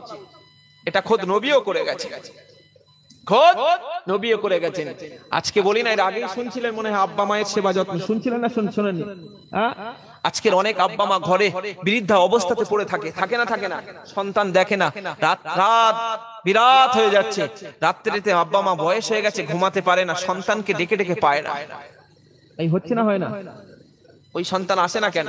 ও জানে না, ও চেনে না আব্বা মা কি জিনিস, ও চেনানো হয়নি, সেই জ্ঞানটা ওর ভিতরে ঢোকানো হয়নি, তাই আজকে দেখে না। আপনি অনুসূচনা করে দেখতে হবে, আমাদের সমীক্ষায় ফেলতে হবে এটা আমাদের, কারণ নবী তো নিজে বলে গেছেন কি?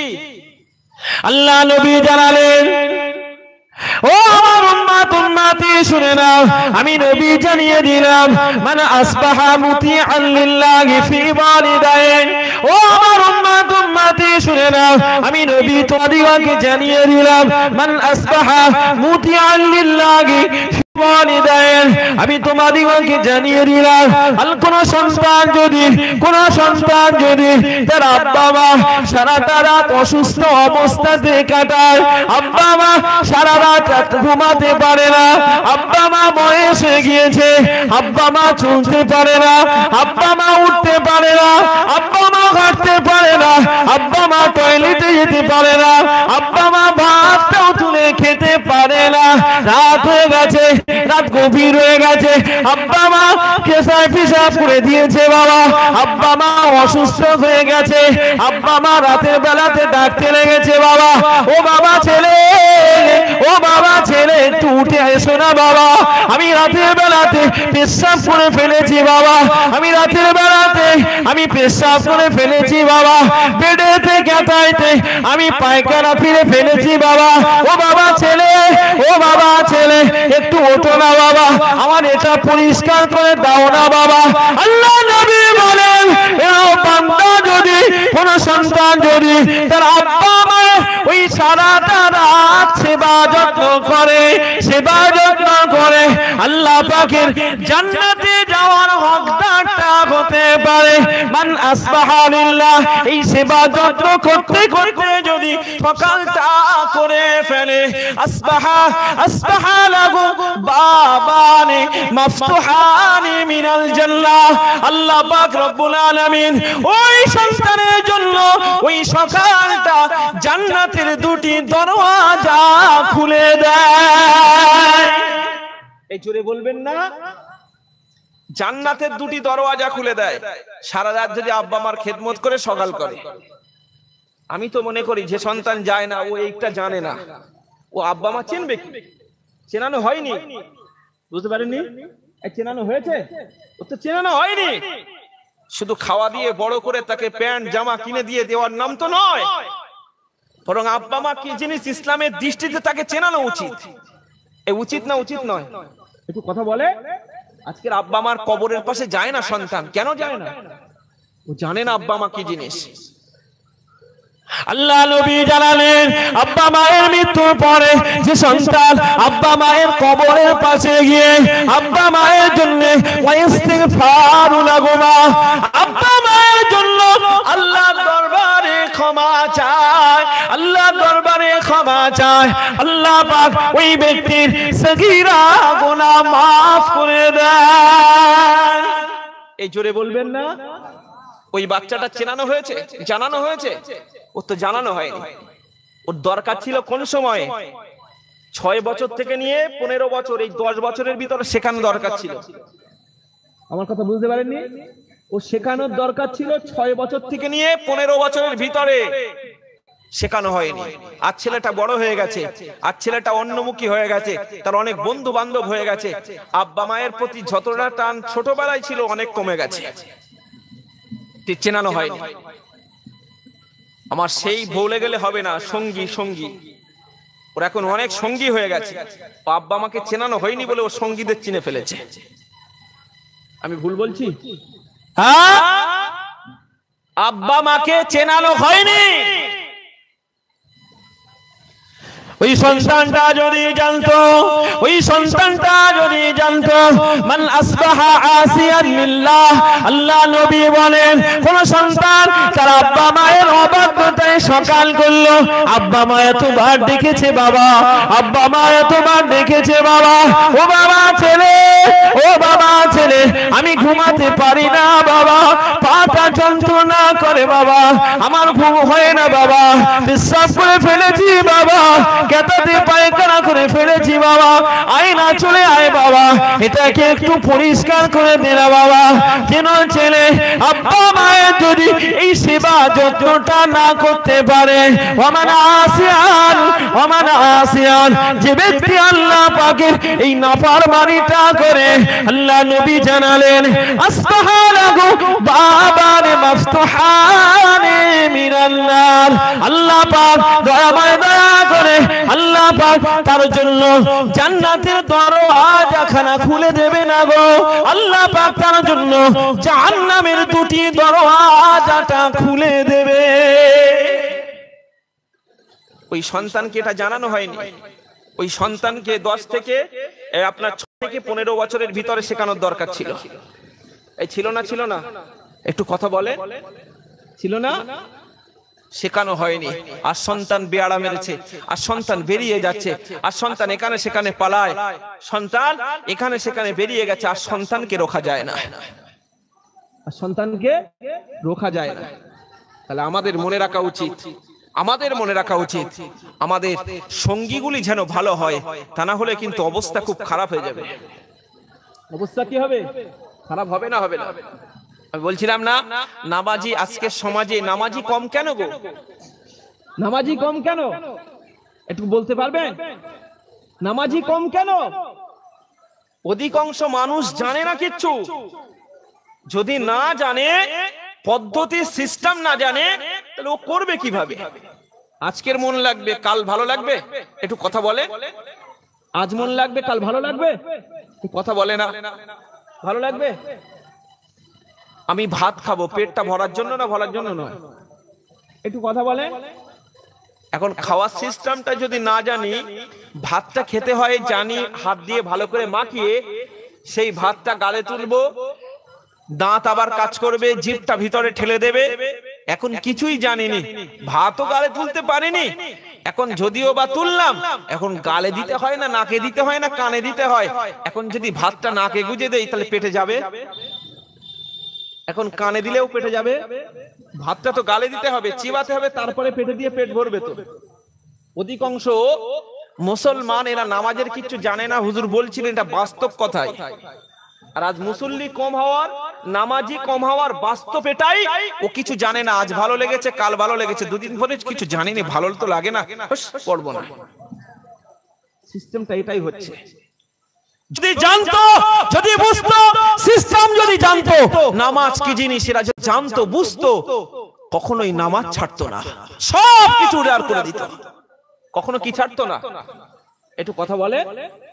নামাজ ছাড়তো না, মসজিদে মুসল্লিদের জায়গা দেওয়া যেত না। কিন্তু আজকের মসজিদে মুসল্লিদের জায়গার অভাব নেই। এক কাতার মুসল্লি, দু কাতার মুসল্লি, তার থেকে বেশি হয় না। ফজরে তো 2-3 জন, মাঝে মাঝে 2 জনের খুঁজে পাওয়া যায়, মাঝে মাঝে ইমাম সাহেব আর মুয়াজ্জিন সাহেব দুজনেই মিলে মেরে দেয়। হয় না? হয় না?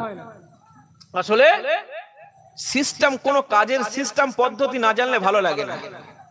আপনি যে কাজ করেন রুজির জন্য, এখন সেই কাজের পদ্ধতি সিস্টেম না জানলে আপনি রুজিটা ইনকাম করবেন কিভাবে? একটু কথা বলে। এদিকে কি চাষবাস হয় নাকি? এখন কিসের চাষ? ঘেরি, অল্প চাষ। এখন ঘেরি ধরেন, এখন ঘেরিতে নোনা পানিতে যদি সাদা মাছ হদ্দম ঢালেন, তাহলে কি হবে? হবে? একটু কথা বলে। সিস্টেম পদ্ধতি জানতে হবে, তারপর তো হবে। সমাজের মানুষ সিস্টেম জানে না, সমাজের মানুষ পদ্ধতি জানে না। নামাজি নামাজি করে চেঁচালে পরে নামাজিও পারবে না। তার মূল কারণ হলো নামাজ সম্পর্কে মুসলমান জানে না, নামাজ সম্পর্কে কি তার পদ্ধতিও জানে না। আল্লাহর বান্দা শুনে রেখে দেন, আল্লাহ নবী জানালেন মান হাফাযা আলাইহা, মান হাফাযা আলাইহা, যে ব্যক্তি নামাজটা সংরক্ষণ করে, নামাজটা কিভাবে পড়তে হয় জানে, নামাজটা কিভাবে পড়তে হয় জানে, নামাজ পড়লে পরে কি উপকার আছে জানে।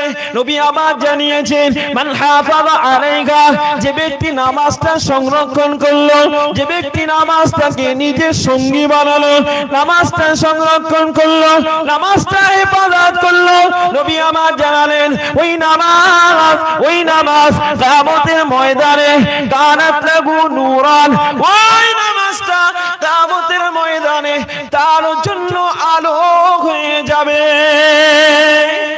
এই জোরে বলবেন না, হুজ্জাতান ওয়া বুরহানান ওয়া নাজাতান ইয়াউমাল কিয়ামা। আল্লাহ নবী জানালেন ও আমার উম্মতি শুনে নাও, আমি নবী তোমাদিগকে জানিয়ে দিলাম ওই নামাজ তার জন্য শুধু নূর হবে না, ওই নামাজটা তার জন্য দলিল হয়ে যাবে, জান্নাতে যাওয়ার দলিল হবে। এখন জান্নাতে তো থাকবো, দুনিয়ায় ঘর করি না, এই বাড়ি করি না দুনিয়ায়। এখন দুনিয়ায় বিরাট প্রাসাদ বাড়ি, আমার অনেক টাকা বাজেট রেখে ঘর তৈরি করলাম। এখন কেউ দুনিয়ায় অনেক টাকা বাজেট রেখে ঘর তৈরি লোকের জায়গায় করে? একটু কথা বলেন। ঘর তো করে নিজের জায়গায়, তার দলিল লাগে না? লাগে না? তার দলিল প্রয়োজন হয়। ঘরটা করব পরের জায়গায় নয়, নিজের জায়গায়। কেন নিজের জায়গায় করবে? এই কারণে লোকে যেন আমার এই জায়গাটা না দখল করতে পারে। আমি যদি পরের জায়গায় করি তাহলে দুদিন পরে লোক এসে দাবি করবে, পুলিশ প্রশাসন এসে ঘর সহ তার দিয়ে দেবে। ঠিক বলছি না ভুল বলছি? জীবনে অন্যের জায়গায় করে না, দুনিয়ার স্বার্থ আমরা জানি। আচ্ছা, দুনিয়াতে যদি নিজের ঘরটা থাকার জন্য নিজের দলিলের প্রয়োজন হয়, জান্নাতে থাকবো তার দলিল কি আছে? তার দলিলটা কি আছে? তার দলিলটাই তো নামাজ। নবী বলেছেন মান হাফাযা আলাইহা কানাত লাহু নূরান ওয়া হুজ্জাতান ওয়া বুরহানান। হুজ্জাত এবং বুরহান বলা হয় দলিলকে। জোরে বলবেন না? তাহলে নামাজটাই দলিল হবে। নামাজটা কি হবে? দলিল হবে। এখন জান্নাতে যদি গিয়ে বলেন আমার দলিল নেই, কিচ্ছু নেই, আমি থাকবো কিভাবে, কোথায় থাকবো, তার ঠিক ঠিকানা থাকবে? অত সোজা নয় গো, অত সোজা নয়। জান্নাতে থাকার জন্য দলিল প্রয়োজন আছে। নবী আবার পরের অংশে বলেছেন, আল্লাহ নবী জানালেন ও আমার উম্মতি শুনে নাও, আমি নবী তোমাদিগকে জানিয়ে দিলাম, ও আমার উম্মতি, আমি নবী তোমাদিগকে জানিয়ে দিলাম, ওমান লাম ইউহাফিজ, যে ব্যক্তি নামাজ পড়ে না, যে ব্যক্তি নামাজটাকে সংরক্ষণ করে না, যে ব্যক্তি নামাজ সম্পর্কে কিছুই জানে না, ওমান লাম ইউহাফিজ কানাত লাহু নূরান ওয়া হুজ্জাতান ওয়ালা বুরহানান ওয়ালা নাজাতান ইয়াউমাল কিয়ামা। ও আমার উম্মতি শুনে নাও, আমার যে উম্মতি নামাজ পড়ে না, আমার যে উম্মতি নামাজ পড়ে না, আমি নবী তাদের ব্যাপারে জানিয়ে দিলাম ওই নামাজ তার জন্য দলিল হবে না, ওই নামাজ তার জন্য নূর হবে না, ওই নামাজ তার জন্য দ্বীন হবে না, ওই নামাজ জান্নাতে থাকার জন্য দলিল হবে না। নবী আমার জানালেন ওয়ামান লাম ইউহাফিজ কানাত লাহু নূরান ওয়ালা হুজ্জাতান ওয়ালা বুরহানান ওয়ালা নাজাতান ইয়াউমাল কিয়ামা। কিয়ামতের ময়দানে ওই নামাজ দলিল হবে না, ওই নামাজ নাজাত হবে না, ওই নামাজ তার জন্য নূর হবে না। নবী আমার জানিয়েছেন ওয়া হাসারা মা কারুন ওয়া হামান ওয়া ফিরাউন ওয়া উবাই ইবনে আল্লাহ নবী জানালেন হাসরের ময়দানে তার কারুনের সঙ্গে থাকার জায়গা হবে, হাসরের ময়দানে হামানের সঙ্গে থাকার জায়গা হবে, হাসরের ময়দানে ফিরাউনের সঙ্গে থাকার জায়গা হবে, হাসরের ময়দানে নবী পাকের চরম শত্রু, নবী পাকের প্রধান শত্রু, নবী পাকের বিদ্বেষী, ইসলাম বিদ্বেষী উবাই ইবনে খালফের সঙ্গে থাকার জায়গাটা হবে। এটা খুব আনন্দের কথা নাকি? হ্যাঁ, নবী বলেছে হাসরের ময়দানে তার থাকার জায়গা হবে হামান, হারুন, কারুন। এই কারুন, হামান, হারুন নয় গো, কারুন, হামান, ফেরাউন, তিন ব্যক্তির সঙ্গে। কার সঙ্গে? কারুন, হামান, ফেরাউন। আচ্ছা, ফেরাউনের থাকার জায়গা কি জান্নাতে হবে বলে মনে হয়? একটু চিৎকার করে বলেন। হ্যাঁ, ও কারুন কোথায় যাবে? ও জাহান্নামে। হামান ও জাহান্নামে। উবাই ইবনে খালফ নবীর শত্রু, ও জাহান্নামে। যারা নামাজ পড়ে না, নামাজটা সংরক্ষণ করে না, নামাজ সম্পর্কে বোঝে না, এই নামাজ দলিলও হবে না, এদের থাকার জায়গাটাও হবে কিন্তু এদের সঙ্গে। আমার বাড়ির কথা বলিনি গো, হাদিস শরীফ বলছি। তাহলে এবারে বলেন, নামাজ পড়ার প্রয়োজন আছে না নাই? আমার সন্তানদের শেখানোর প্রয়োজন আছে না নাই? ওই ছেলেটার কখন থেকে শেখাবো? ওই 6 বছর থেকে নিয়ে 15 বছরের ভিতরে। আজকের সমাজের নামাজ পড়ে না, নামাজ পড়ে না, জুমার দিনে ভর্তি, ও তো হক আদায় করতে যাচ্ছে। হ্যাঁ, ও জব কার্ডের তো টাকা আদায় করতে যাচ্ছে। জব কার্ড আছে না? জব কার্ড বন্ধ হয়ে গেছে তো জব কার্ডের যারা কাজ দেয়, সপ্তাহে একদিন কাজে গিয়ে সারা সপ্তাহ টাকা নেওয়া যাবে তো? একদিন কাজ করে সারা সপ্তাহ টাকা নেওয়া যাবে? যারা জুমার দিনে যায়, এরা যদি মনে করে যে সারা সপ্তাহ সব নিতে এসছি জুমার দিনে, আচ্ছা বলেন, ও তো যদি বলে আল্লাহ সারা সপ্তাহে আসেনি, জুমার দিনে এসেছি, আপনি আমার এই সারা সপ্তাহ সব নেকিগুলো দিয়ে দেবেন, ও দেবে? কাজ করবে একদিন আর 6 দিনের এক্সট্রা নেবে, এটা হতে পারে? সম্ভব নয়, সম্ভব নয়। তাই সন্তানদের শেখাতে হবে। সন্তানদের কি করতে হবে? এখন থেকেই শেখাতে হবে। যাদের সন্তান আছে তাদের শেখাতে হবে।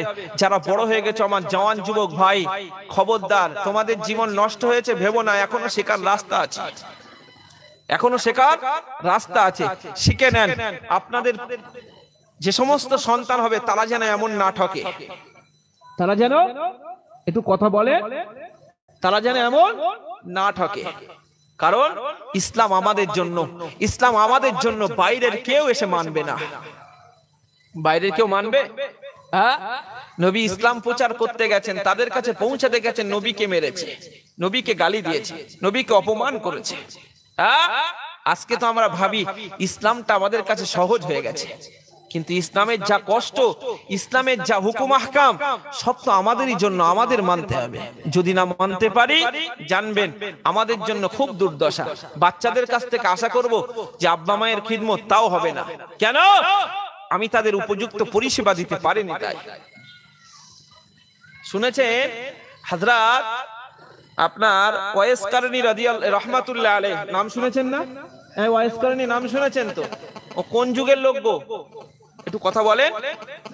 নবীর জামানার লোক, কিন্তু সাহাবীর দরওয়াজা পেয়েছেন? একটু কথা বলেন।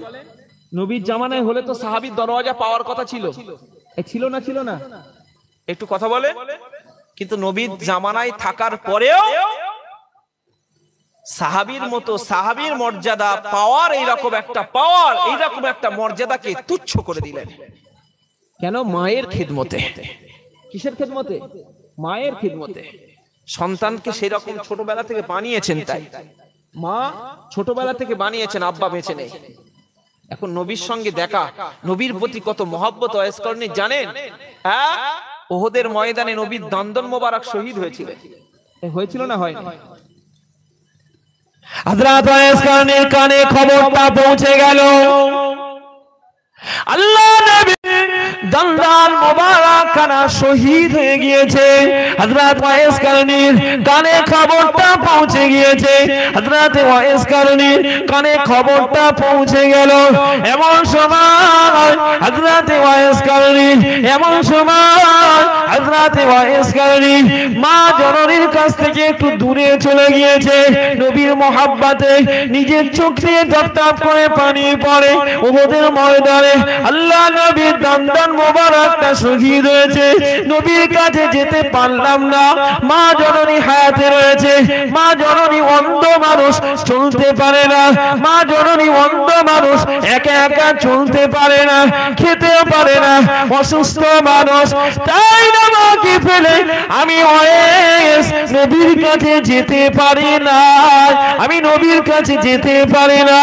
আল্লাহ নবী এই মুহাব্বতের ভালোবাসার মানুষ হযরত ওয়াইস কারনী রাদিয়াল্লাহু রাহমাতুল্লাহ আলাইহি, হযরত ওয়াইস কারনী রাহমাতুল্লাহ আলাইহি নিজে নিজে এই সময় চিন্তা করলেন, নবীর কাছে তো যাওয়া হয় না, নবীর কাছে তো যাওয়া হয় না, নবীর সঙ্গে তো সাক্ষাৎ হয় না, নবীর সঙ্গে তো দেখা হয় না। আমি ওয়াইস এই মুহূর্তে কি করতে পারি? আমি ওয়াইস এই মুহূর্তে আল্লাহ নবীর দন্দন মোবারক শহীদ হয়ে গিয়েছে। আমি ওয়াইস আমার গালের দাঁতটা আমি ফেলে দিতে চাই। নবীর প্রতি তো এইরা মোহাব্বত। হযরত ওয়াইস কারনী রাহমাতুল্লাহ আলাইহি নিজে প্রথমে দুটি দাঁত ভাঙলেন, কিন্তু মনে মনে ভাবতে লাগলেন আল্লাহ নবীর কোন দাঁত দুটি শহীদ হয়েছে আমি ওয়াইস তো আমার জানা নাই। নবীর প্রেমের কেমন পাগল দেখে। প্রথম দাঁত দুটি ভাঙার পরে, প্রথম দাঁত দুটি ভাঙার পরে নিজে নিজে চিন্তা ভাবনা করতে লাগলেন, নিজে নিজে চিন্তা ভাবনা করতে লাগলেন আমি ওয়াইস তো আমার জানা নাই আল্লাহ নবীর কোন দাঁত দুটি শহীদ হয়ে গিয়েছে, আল্লাহ নবীর কোন দাঁত দুটি শহীদ হয়ে গিয়েছেন। হযরত ওয়াইস কারনী রাহমাতুল্লাহ আলাইহি এবারে চিন্তা ভাবনা করে পরের দাঁতটাও ভেঙে ফেললেন, তারপরের দাঁতটাও ভেঙে ফেললেন।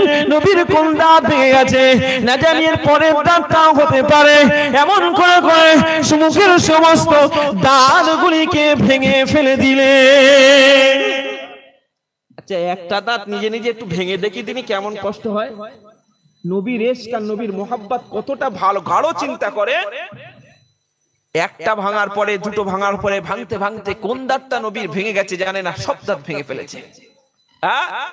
কতটা নবীর প্রতি মোহাব্বত আর ভালোবাসা। সেই নবীর জামানার নবীর মোহাব্বতের ভালোবাসার মানুষ হযরত ওয়াইস নবীর সঙ্গে দেখা করলেন না মায়ের জন্য, খেদমতের কারণে নবীর সঙ্গে দেখা করলেন না। নবীর সঙ্গে দেখা করলে তো সাহাবীর পথ পেয়ে যেতেন।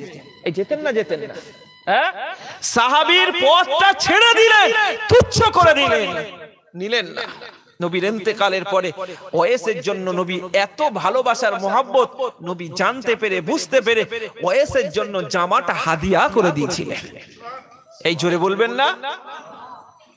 হযরত ওয়াইস কারনী জিজ্ঞেস করা হলো, ওগো ওয়াইস নবীর সঙ্গে কেন দেখা করো না? নবীর সঙ্গে দেখা করলে পরে সাহাবীর পথ পেয়ে যেতেন। হযরত ওয়াইস বলেন, সাহাবীর পথটা আমার বড় কথা নয় গো, সাহাবীর পথটা আমার বড় কথা নয় গো। আল্লাহ নবী আমাকে বলে দিয়েছেন বাবা ওয়াইস, ও বাবা ওয়াইস, বাবা ওয়াইস, আমি নবী আমার সঙ্গে তোমাকে দেখা করতে আসতে হবে না বাবা, আমি নবী আমার সঙ্গে তোমার দেখা করতে আসতে হবে না বাবা, তোমার মা জননীকে তুমি খেদমত করো, আমি নবী মর্যাদাতে তোমাকে কম করব না। জোরে বলবেন না? তাহলে তো ওয়াইসের আব্বা মা হযরতে ওয়াইস করণীকে ওই রকম ভাবে বানিয়েছেন, তাই আব্বা মাকে চিনেছেন। বুঝতে পারেননি? ছুটে বেরিয়ে যেতে পারতেন তো। সাহাবীর পথ পাওয়া মানে কি ফাও কথা? সাহাবীর পথটা তুচ্ছ করে দিলেন মায়ের খেদমতের আশায়, সাহাবীর পথটা নিলেন না। কিন্তু আজকে আমরা বলি আমাদের বাচ্চারা আমাদের খিদমত করে না। খিদমত করবে কি? তাদের তো উপযুক্ত সেই বয়সে শিক্ষা দেওয়া হয়নি, শিক্ষা দেওয়া হয়নি, যার কারণে আমাদের বাচ্চারা আমাদের কথা শুনছে না। কিন্তু আমাদের আফসোস, আমাদের মনে রাখতে হবে, কিয়ামতের ময়দানে নবী যদি জিজ্ঞেস করেন, বাবা ইসলামটা আমার কষ্টের সাজানো বাগান আমানত স্বরূপ তোমাদের বাড়িতে গেছিল, সেই ইসলামের জন্য কি করলে?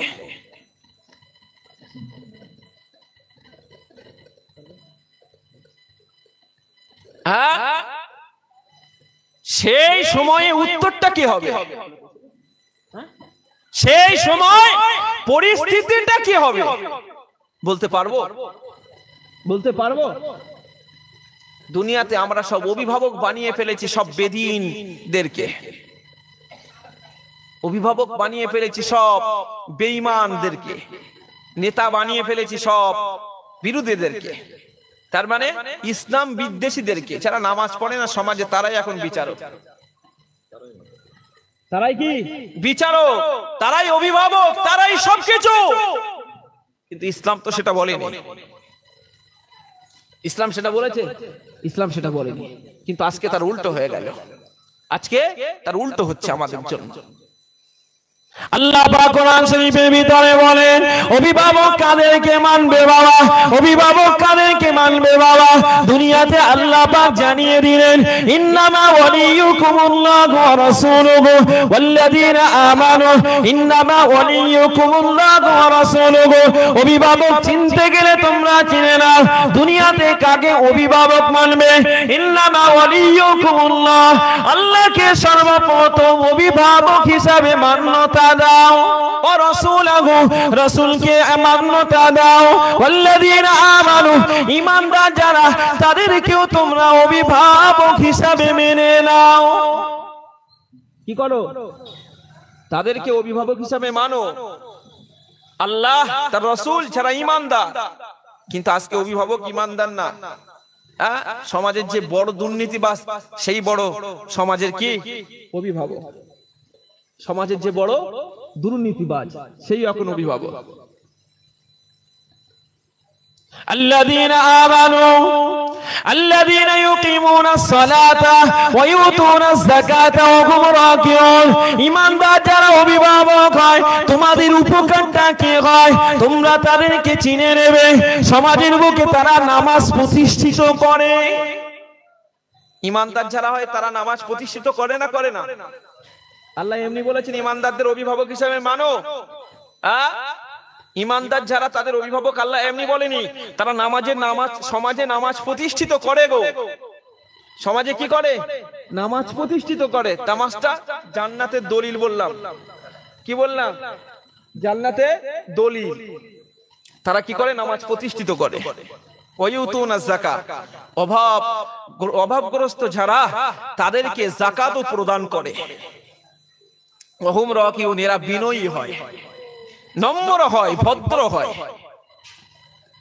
বুঝতে পারেননি? সমাজে কি হয়? নম্র এবং ভদ্র হয়। আমরা যারা সমাজে অভিভাবক মেনে রেখেছি, এরা নম্র তো? বিপদ আসবে না কেন? আমাদের সন্তানেরা কথা শুনবে কেন? সঙ্গী তো ভালো নয়। ভালো হয়েছে? ও তো সঙ্গী, অভিভাবক ও সঙ্গী তো। আল্লাহকে বানাতে বললেন, রসুলকে বললেন, তাও দূর ঠেলে ফেলে দিলা। ঈমানদারদেরকে বানাতে বললেন, আল্লাহকে তোমরা দেখতে পাবে না, রসুলকেও পাবে না। ঈমানদারেরাই আল্লাহ এবং আল্লাহর রসুলকে চেনাবে, তাই অভিভাবক বানাতে বললেন। ও বান্দা বান্দি শোনো, আমি আল্লাহ পাক জানিয়ে দিলাম, ওয়া মান ইয়াতাওয়াল্লাল্লাহা ওয়া রাসূলাহু, ওয়া মান ইয়াতাওয়াল্লাল্লাহা ওয়া রাসূলাহু ওয়াল্লাযীনা আমানু, যারা আল্লাহকে অভিভাবক হিসাবে মানে, রাসূলকে অভিভাবক হিসাবে মানে, যারা ঈমানদারদের অভিভাবক হিসাবে মানে, আল্লাহ পাক রব্বুল আলামিন জানিয়ে দিলেন, ফা ইন্না হিজবাল্লাহি হুমুল মুফলিহুন, এরা হলো আল্লাহ পাকের বিজয়ী দল। জোরে বলে, এরা কি? আল্লাহর বিজয়ী দল। তাহলে অভিভাবক যদি আল্লাহ এবং রসুল এবং ঈমানদারদের বানানো হতো, সমাজে অপমানিত হতে হতো না। সঙ্গীটা যদি ঈমানদাররা হয়, সমাজে অপমানিত হতে হয় না। হয়? হয় না। আরে খোদ তো আল্লাহ এবং রসুল পাঠালেই মিটে যেত। আল্লাহ খোদ রসুলকে পাঠালেই মিটে যেত। আউলিয়ায়ে কেরাম বুজুর্গানে দ্বীনদের পাঠানোর মানে কি ছিল?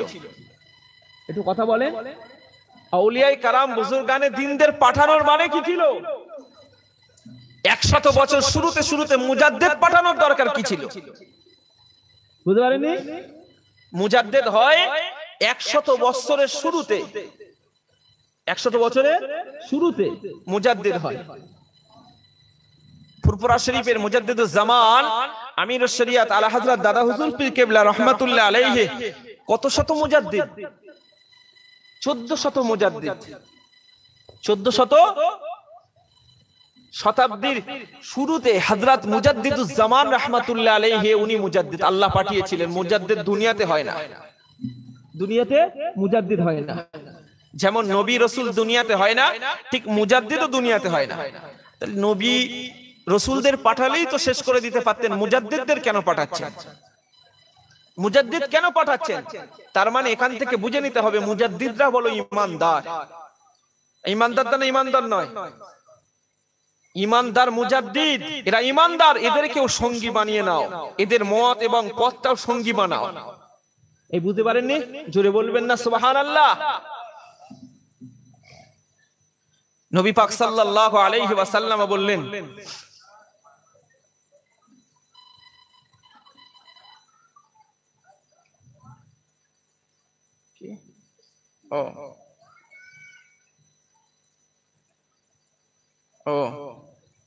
প্রশ্ন এসছে, বলছি তো আল্লাহ তরফ থেকে পাঠানো মুজাদ্দিদ এরা হলো ঈমানদার। আর এই ঈমানদারদেরকে আল্লাহ সঙ্গী বানাতে বললেন, অভিভাবক বানাতে বললেন। মনে রাখবেন, ঈমানদারদের যদি অভিভাবক না বানানো হয়, এই মুজাদ্দিদদের যদি মত পথ অনুসরণ না করা হয়, আমাদেরও জীবন শেষ হয়ে যাবে। এই জীবন কি হবে? একটু জোরে বলেন, জীবন কি হবে? শেষ হয়ে যাবে। একটু তাকবীর দেন, নারায়ে তাকবীর। একটু জোরে সোরে তাকবীর দেন, নারায়ে তাকবীর। হাফেজ কারি মুজাফফর সাহেব বলেন জিন্দাবাদ।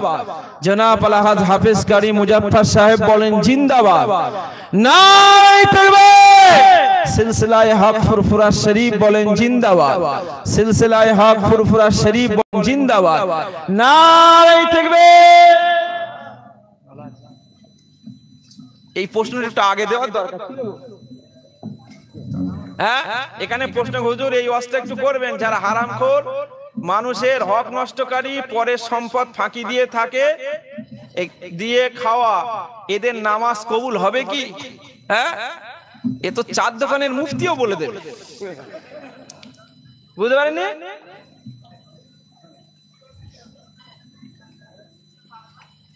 চায়ের দোকানে মুফতিও বলে দেবে।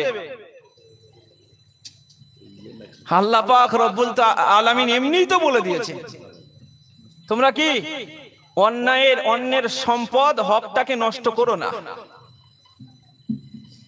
বুঝতে পারেনি? ইয়া আইয়ুহাল্লাযীনা আমানু লা তাকুলু আমওয়ালাকুম বাইনাকুম বিল বাতিল। এই বাতিল সম্পদ কি? অন্যের হক না, অন্যের সম্পদ। আল্লাহ তো নিজেই বলে দিয়েছেন, তার এবার কি হবে? আমি ওই জন্যই বললাম, চার দোকানের মুফতি ফতোয়া দিয়ে দেবে। হুজুর এসেছেন, আর বেশি নয়, হুজুর বলে দেবে কোন শেষে। একটু আগে দিলে এ সম্পর্কে ভালো ছিল, বেশ জমানো ছিল। আল্লাহ তৌফিক দেন, বলেন আল্লাহুম্মা আমিন। সুযোগ আসলে, সময় আসলে আবার আল্লাহ কিছু বলালে বলবো। যা কিছু বললাম ত্রুটি, ভুল ত্রুটি কোরআন এবং হাদিসের উপরে বলেছি। যদি কেউ দুঃখ পান, কষ্ট পান, আমার উপরে করলে হবে না, কোরআন হাদিসের উপরে করা মানে নিজেদের ক্ষতি। আল্লাহ আমাদের সুমতি দেন, বলেন আল্লাহুম্মা আমিন। আমার জন্য দোয়া করেন। আমাদের সম্মুখে এসেছেন সুপরিচিত আমাদের সকলের সুমধুর কণ্ঠী, ভালো বক্তা সমাজে প্রতিষ্ঠিত, আপনাদের বলার কোনো জায়গা নেই। ওনার মুখ থেকে আপনারা ধীর স্থির ভাবে সুন্দর সুন্দর বয়ান শোনেন। আল্লাহ ওনাকে বলার মতন তৌফিক দেন, বলেন আল্লাহুম্মা আমিন। সেই সঙ্গে আমাদের যত বয়ান শুনছি আমল করার তৌফিক দেন, বলেন আল্লাহুম্মা আমিন। দরুদ আল্লাহুম্মা সাল্লি আলা। আলহামদুলিল্লাহ, আমরা দীর্ঘক্ষণ যাব